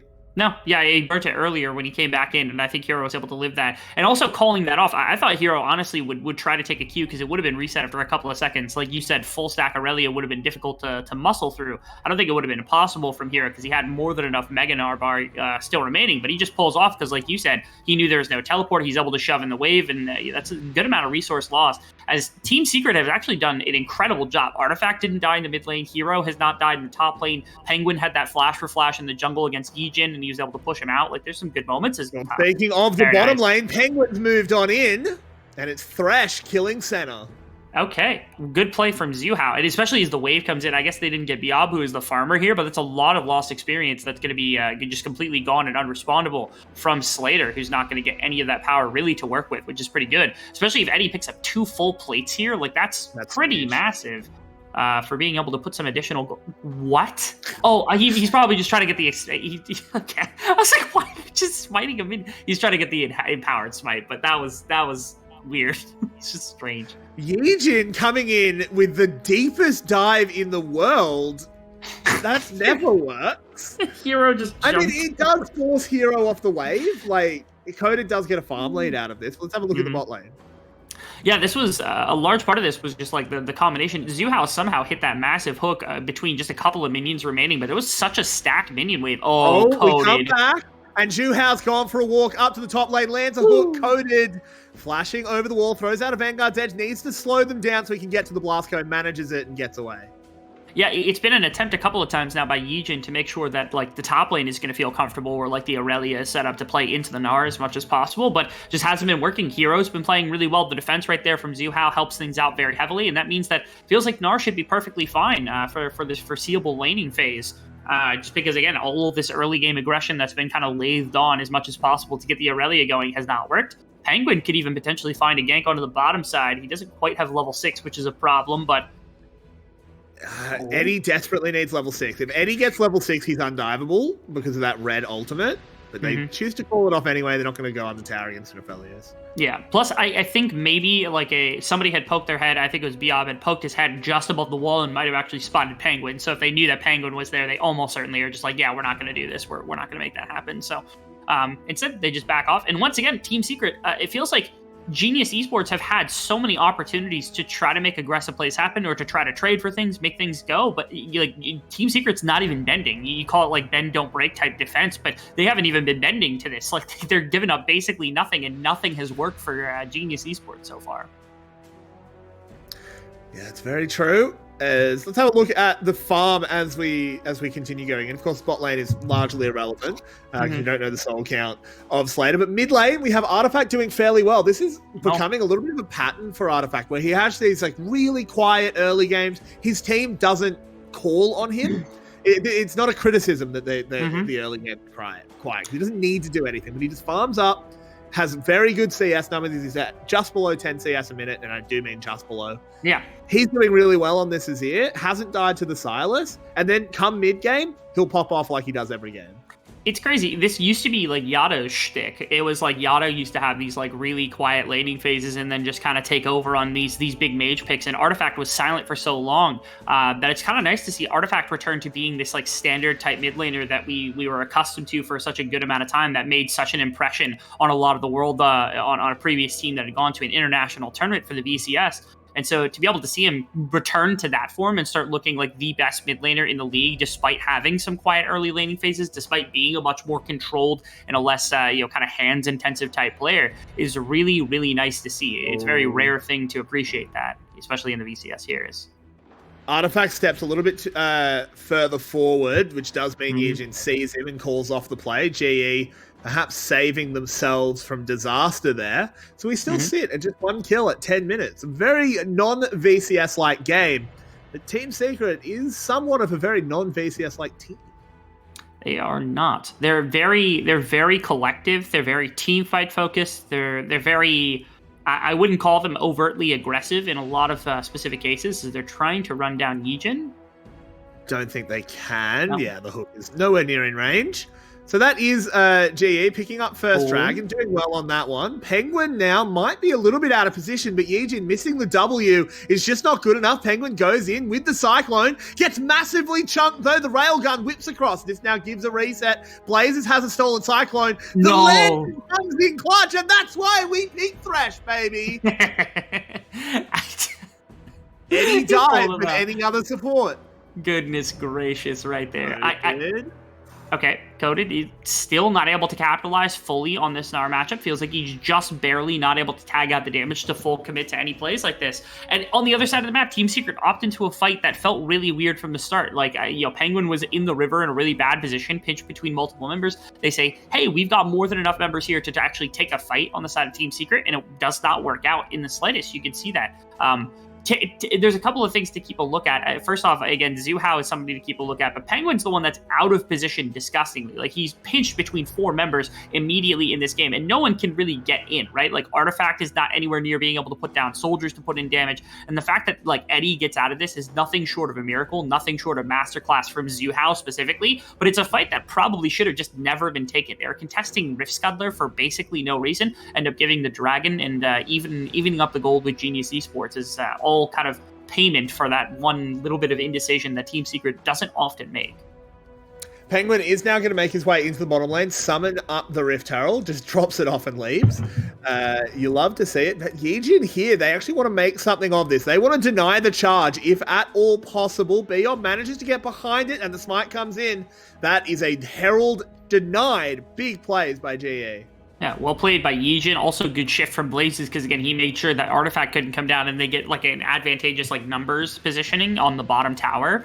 And so, yeah, they just denied the charge from coming in, especially with 3 plates. It feels like even just a little bit, it would have been easy enough to actually work things through for the side of Team Secret to get this tower. So they just do not want Eddie to be accelerated in the slightest. They've done a good job of making sure that he hasn't been able to do so any further than those first couple of tower plates. And of course, one of the benefits of Senna is you can go this Umbral Glaive first. Mm-hmm. You have such ridiculous vision control with this. Eddie takes the lance once again. Thresh, he's still meta, baby. I remember back in the day, a lot of casters and personalities in the league scene, this was when Thresh was, 90% pick man for 4 years. We basically said Thresh could have one spell, and it's Lantern, and he's still pickable. Yeah. Like, it's not a ridiculous, like, assets to the entire game to have that type of thing. Heck, I remember Wind Speaker's Thresh being, like, a thing people played for a short time just because of how powerful the Lantern was at one time in the game. But, like I said, there's champions that never fall out of meta completely. It might not be strong and it might not be perfect enough to play in any situation, but Thresh is one of those champions, right? It feels like Lee Sin is, like, basically like, unless he's completely nerfed, he's not out of the meta. Orianna never feels like she's completely out of the meta for similar reasons, and for that reason I think Thresh just never feels like he's completely out of place inside of any meta, no matter the circumstances. Hero, he's mini Gnar. Coded, going under the tower and bang, cleans him up. What is that health swap from Coded? Goodness gracious. Artifact's gonna try to punish, I think. He can't. I don't know that he can. Yeah, the Flawless Duet. The stun miss. Okay. The shove comes in. Coded, still trying his best. Has Blazers for support. This is a full stack Irelia. Finally goes down. Now Blazers is really annoyed that he joined this. Penguin, no flash to follow up, so Blazers should be able to get away.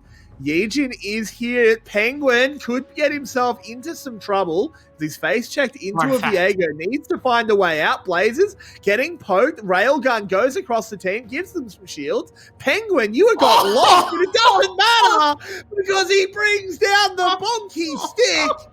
And Funky Kong gets away. Oh my goodness. I can barely tell what's going on inside of some of these plays anymore. Okay. This is nonsense. It doesn't matter. Yeah, I mean, first off, the fact that Coded was sitting at half health, and I think that, like, or my apologies, the fact that Hero was sitting at, like, almost above half health, and then Coded was sitting at maybe a quarter of his health, if not less, and had more health walking out from under the tower just to start things off was ridiculous. That little bonk from Penguin was a little bit ridiculous as well. things going a little bit crazy as we get a little more action across the map. The top lane has really been a bit of a target of affection for all the kills that have come through in a game like this. As Coded, again, he's stepping up as best as possible, trying to make this matchup work against Hero. First tower. Yeah, first tower goes down. The Herald didn't work out, but they still do get first brick. So it's all okay. Hero under pressure again, but this time has Penguin there. So Coded has to run away. Yijin's already on the Rift Herald. They're trading because I think they had thought that Penguin was going to head to bottom side, which is why Slater and Biob had actually backed off in the first place. And so this was like Yijin was getting a preemptive Rift Herald take. They were preemptively starting Coded into a situation where he could continue to punish this one-on-one matchup. And now the coverage from Penguin is nice, but the problem is now everybody just kind of is at a standstill. Like, wait a minute, all of us thought that something else was going on here on the side of Genius, so they just pump Rift Herald mid lane. Interesting decision there as Artifact goes in, tries to look for the scoop, can't quite do it. We'll just force some flashes. It's interesting. Oh, never mind, Hero gets taken down, but that's what I was going to say. It feels like Yijin is operating about 10 seconds ahead of the timer that Team Secret have him on. Because twice, they did it on the Dragon as well. They pinged, like, go, go, go, we got to get over here to stop it. But they were just 10 seconds too late. Yeah, it's been really astonishing, actually. I very much appreciate it. This is the play from very, very far earlier that had come through. Oh, that was the solo kill from seconds ago. Never mind. Okay, as Artifact wants another one. And now they go up and they avenge their top laner. All right, just little by little, Artifact is actually getting a bit of a ramification, and you kind of like this. I wish Artifact had gotten the kill there so you could continue to pull some additional damage, as Biob is just solo grabbing the bottom turret, which is, I guess, good for the town catch. That's kind of nice, as a bit of a response to the topside play. They're trading blows back and forth really effectively. I can actually appreciate that Genius Esports is finding the correct macro decision in a number of places, where normally we really critique them for not having that type of game planning ability. Like you said, it feels like Yijin is operating like on a different temporal basis than everybody in this game, is just like way ahead of everything that's happening. He's got the third eye open right now. And the rest of the team, like I said, Coded's performing really well. I think Slater's perfectly fine inside of a game like this. Being collapsed on. There's a hook missing. That's a shocker, Zhuhao. Goes down just to the last tick of that red smite. But Zhuhao, you've got to hit those, man. Yeah, I don't know exactly how he missed it, because I thought he was aiming right at the clone or something like that, but... I mean, he was CC'd, man. I don't know. Like I said, that was an absolute shocker. I missed completely as to how he missed in the first place, because I didn't really see where the hook went. So if we get a replay, we'll get to see it. But that's a first real game break from the side of Team Secret, because that gets them 1,500 gold lead, gets them another tower off the board. Eddie gets to stand resolute in the mid lane. There's nothing else to really push for if you're Hero, or my apologies, if you're Coded in the side lane up against the Gnar. Feels like a solid place to find yourself right now if you're Team Secret as well. Just getting gold in the right places. Artifact has been doing great inside of this game. Eddie has been doing great inside of this game. The right members are putting gold where they need it to be. Just trying to pull the tower, man. They tried to goon the tower right there. I can appreciate that Biob and Slater gave it a shot, at least, like jumping the wave and just trying to tank it for at least a moment. Look, sometimes you got to goon. Every now and then you got to get that urge out of you. It's better to goon like that than goon in team fights. I've got plenty of goons. We call them our analyst disc. Yeah, exactly. I call them the LCS, but hey. As Eddie has been caught out, but once again, another lantern. Will we? Okay, yeah. Oh, okay. Coded is in. Will we combine team fights? Oh, we could, as he lands a really good flawless duet, but I don't think he can buy quite enough time. And yeah, the rest of his team are not coming to help him out. Nothing too insane, just goes down. It should be mid tower though, which I can appreciate very heavily. That is the trade-off that ends up coming through. As Artifact also looked like he was getting bullied by Blazes on the way into that mid lane fight. So once again, Genius Esports, if three members end up shifting into bottom side and just to cover for just for Coded, just to kill off the Aurelia, because Aurelia is doing fine enough in the one-on-one up against the Gnar. You take that every single day of the week because you get mid tower for free. The one problem is, again, gold needs to be allocated to the correct places. Blazes is a tad, I think he's right on the curve or something like that. Right now, Aurelia is right about above the curve. It's the same with Yijin, who's right behind the curve, right on the curve, something like that. But Penguin is insanely powerful, and Eddie is insanely powerful, which is something that's very painful to have to deal with if you're Genius Esports, because you have very low range composition into this Aphelios, and especially with how Zhuhao has been playing, it's going to be a tough prospect trying to figure out how actually to get onto Eddie if he is able to put out the damage that we know him capable of doing in team fights when he isn't playing like a fool sometimes. Coded having a bit of a brawl with Penguin. Penguin backs himself in this one, and I can see why. As he flattens over the wall, needs one more. Bang! Brings it down. The Divine have been sundered. See, now the chainsword makes a lot of sense, right? You're playing into a very, very heal-intensive type champion with like Conquer, the passive stacks, the Blade of the Rune King. Goldringer wasn't done quite yet. That is when you build it, especially after the Sunder has already been done. Not that I was slamming the item earlier when we were talking about it, a little bit. I think I was chatting and you guys talked about it on stream. It is a very good item in the right circumstance. This is a perfect circumstance for it because he's able to, obviously, you can see the ramifications of it.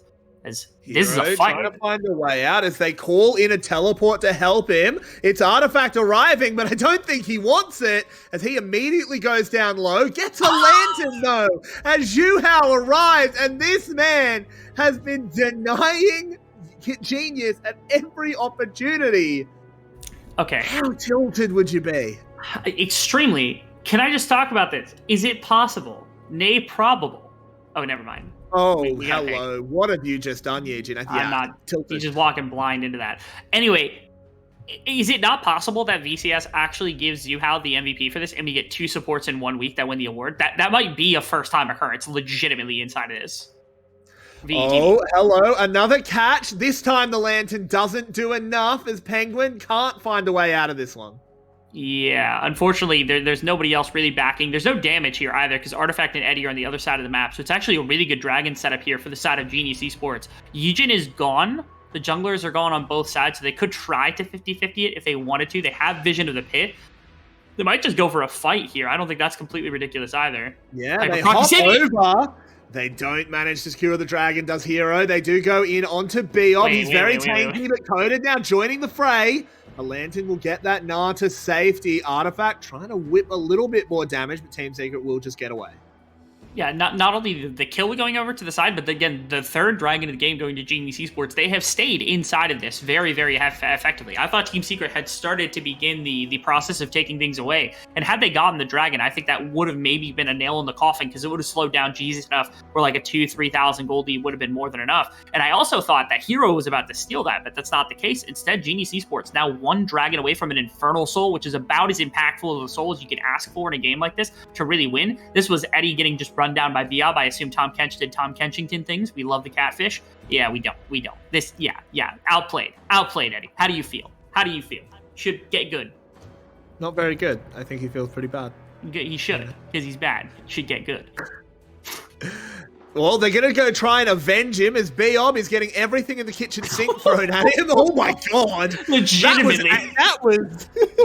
That was some anger there. He was thrown out with the bathwater right there. Poor baby, man. I don't even know what to talk about that.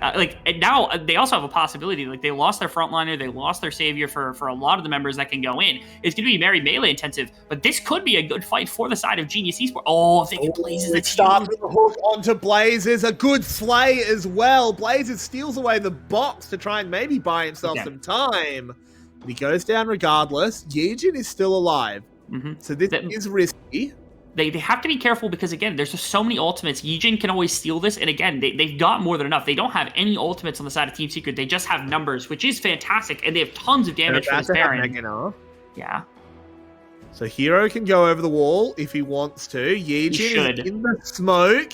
They're going to move in. Coded in the pit. Throws out that Vanguard's Edge. He's trying to cause disruption. And Yijin will steal himself a Baron. He should pay with his life, but they get away with 2 Baron buffs out of that one. It was I gotta like just laud Yijin as much as possible because the series so far has been so good for Yijin. Like, not only the Poppy game having quite a bit, but in this game having a couple of, that one right there was electrifying because he used the invisibility, I'm pretty sure, to hide away so that he could jump into the pit away from Hero. You'll get a chance to see that because he jumps over the pit and he's looking for both of them, and both of them were kind of invisible at the time. And you can see Yijin gets into the pit. He should have had no way to get into the pit. Either Hero stands there and as soon as he flashes or ults over, he gets put into the wall and there's no ramification. They just kill him on the spot, or you jump over and immediately throw him into the wall. But it seemed like Hero got a little lost right there. And unfortunately, that means Yijin can steal away the neutral objective that once again would have been massive. And now they get Baron buff to set up for the Dragon. They've got 2 minutes on Baron and 2 minutes until the Dragon starts. It's the perfect timing to be able to use this to set up your waves to perfectly have control of bottom side river. If I'm Team Secret, I'm actually looking for some LPL shenanigans here to try to force a fight ahead of this timer so they can pull those Baron buffs and pull that control away, because otherwise, Genius Esports might just pull the Infernal Dragon and take us into a game 3 today. And that would be pretty ridiculous with how these games have been going. Though it has to be said, Coded has been having a fantastic game. I know he's 3-5 now, but in the 1v1, he's been absolutely dominating. So the fact that GE is still in this one is no small part to him. Blazers, my dude! They steal away the Cyclone, but he goes down to that Moonlight Vigil regardless. That was so over-aggressive. Hero is Meganar, or is about to be at least, as Eddie flashing over the wall to get away from Coded. He now goes down. Beyond moving forward, gets Gravitomed up. The rest of Team Secret moving over to try and get themselves some delicious catfish. Beyond looks for a wall to flash over, will not find it. Rebel, what is going on? I actually have to, like, I was saying Team Secret should definitely find a fight, right? And that's because Genius should have been focusing on just setting up waves. I don't know why Blazes is jumping in. I don't know why they teleported into this play. I have no reason to expect why they should be fighting. Like, there is none. So I'm just baffled about this. I don't even want to talk about it anymore because they've lost now mid tower. They've lost any sort of Baron bush they could have gotten. And honestly, like if the back comes through right now from Team Secret, there might be a chance they can wrestle away the Dragon Pit. But ultimately, this should be control enough of the Dragon Pit to work with from the side of Team Secret that they should be able to at least posture for a fight win or something to get something in return for their attempt at running at the Dragon next. The Sun Disc is set up in the mid lane. Bottom lane is getting pushed out. And again, why are you here, Blazes? Like, what are we doing? See, that replay kind of lies about what actually happened, because he didn't get hooked. He chained in. Yeah, he chained in. He jumped in to try to get Zuhao, and it's unfortunate that we kind of missed that part of it. But again, it's just overly aggressive for absolutely no purpose. Here's the fight around the dragon. Come back alive as Slater has been found. Immediately taken down, the center will be removed. Coded next on the topping block. No, he goes down. Takes on Eddie. Huge Gnar into the wall. That stolen ultimate doing so much work, but is it going to do enough? Coded low. This is an Irelia, though. Have to get that last health point. There it is. Well done by Artifact. Yijin will fall as well to the Azir. The safe hands of the Team Secret mid laner carry them through and stop the Infernal Soul. And they're going to guarantee the Dragon by making sure 2 people are there, 2 people are going to be chasing down Biob, and they could run to mid inhibitor if they absolutely wanted to. I think that's a safer play eventually. They've got a ton of minions there, and that's what they should absolutely be going for instead of messing around with this bottom turret as much as possible. It doesn't seem like they're going to. Instead, they're going to stick around the bottom turret. They're going to grab that because the other team, Genius Esports, they're perfectly fine. They're like, okay, take our bottom outer or bottom inner tower. We don't want the inhibitor to go down. We don't want to lose anything else. We could still remain in this game because we're still 1 dragon away from Infernal Soul. But so far, I mean, that was just masterclass from Team Secret. They knew what to do over the last couple of minutes with everything. And we didn't get to see this fight setup, so I'm really interested in it because you have Blazes with the Gnar. Penguin, man. Penguin's game has been electrifying today. Especially this one was just so good. But both games in this series, Penguin has just been a beast. You can see in this one, he also gets into backline multiple times to put in damage against extra targets. Right here, you see him jumping onto Coded. He's the one that puts all this extra damage into Coded and then sneaking out the backside because he needs to remain up. He needs to be the jungler so he can smite, secure the dragon when the time comes, if the time comes. Just does so much good work for this team. It really does. 83 souls on the center. At 28 minutes is not great, honestly, and a lovely hook onto Yijin. The follow-up's not there, but still good accuracy from Juhao. And it feels like that last fight might have taken the last bit of wind out of GE sails.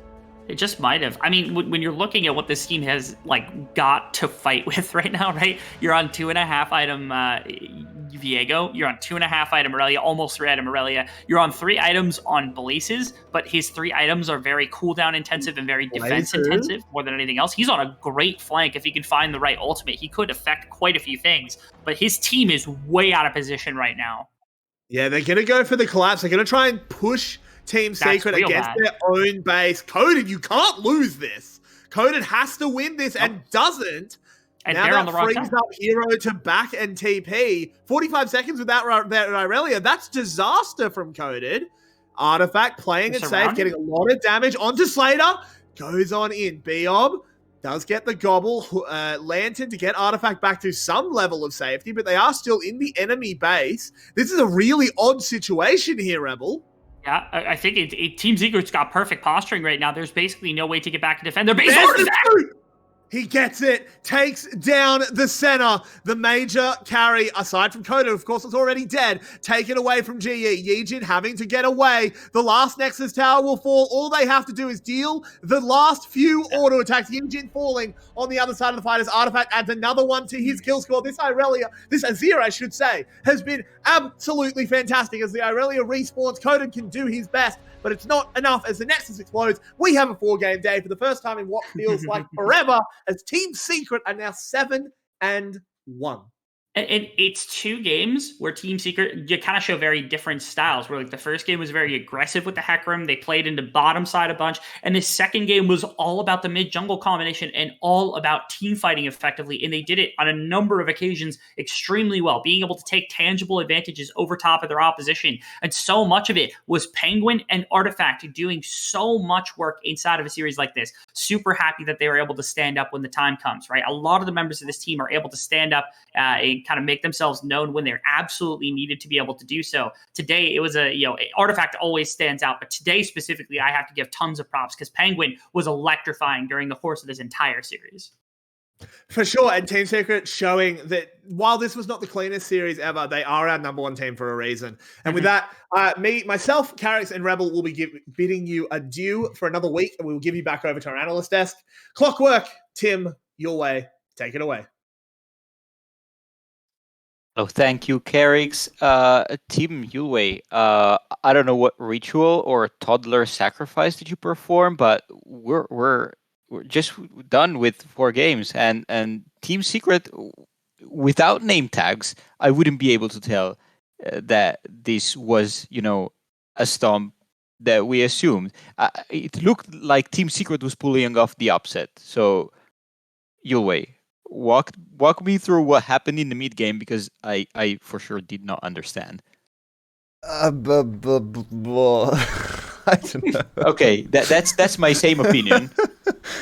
So this was a very weird match, and honestly, I wouldn't be super happy as a Team Secret fan. Now, fortunately for them, it's the last match of the week, so they actually have a lot of time now to look back at this and improve, because I think they kind of got away with murder here. The murder being that their opponents were GE, because I can't really see them win a series against someone like Saigon Buffalo, which we saw earlier today, which was such a sublime performance. Just compare the second game of Saigon Buffalo against Cerberus with any of these games, and you're not taking Secret as the favorite. And they're 7-1 now, so they got the job done. They got the win. That's the important part. They're super close. They're probably already lock players. Honestly, 7 wins is usually enough to get there. But it's nothing really to write home about, especially against one of the weakest, maybe the weakest team in our league. So a little bit dicey, but they have time to improve now. Tim, any thoughts about that game before we look ahead to the next matches? I think you're muted, Tim. He's also speechless after this very messy game. I'm speechless and confused. First of all, I've heard that AS has 2 mid laners. I think Get 2T. He's literally better than Blazes. Blazes should be kicked for this. Or he has to stop face checking any bush. He's just not allowed to do that anymore. Finally, someone else investing in the 2T airlines. You might continue.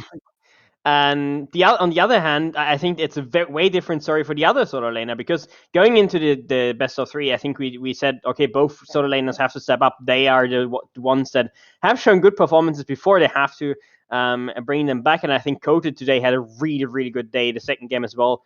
He was popping off on the Irelia. It wasn't enough also because his mid laner really didn't want to win.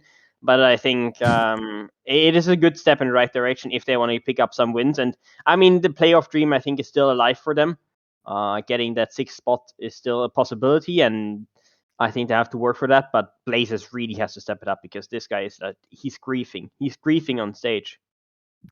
Playoff dream still mathematically alive, but morally, GE will have to face SBDC and Team Wales next week. So, Yulwei, what do we think about these matches? Because when it comes to performance, Genius Esports, after the first couple of weeks, they've been dropping like rocks. I mean, those two matches are actually, the stories write themselves, right? Because we're looking at three teams that are struggling. We have Team Wales, who come off a loss to ACE Esports, and honestly, they've been struggling for a while now. They're on a huge loss streak and haven't been able to find their success. They look really weak in team fights.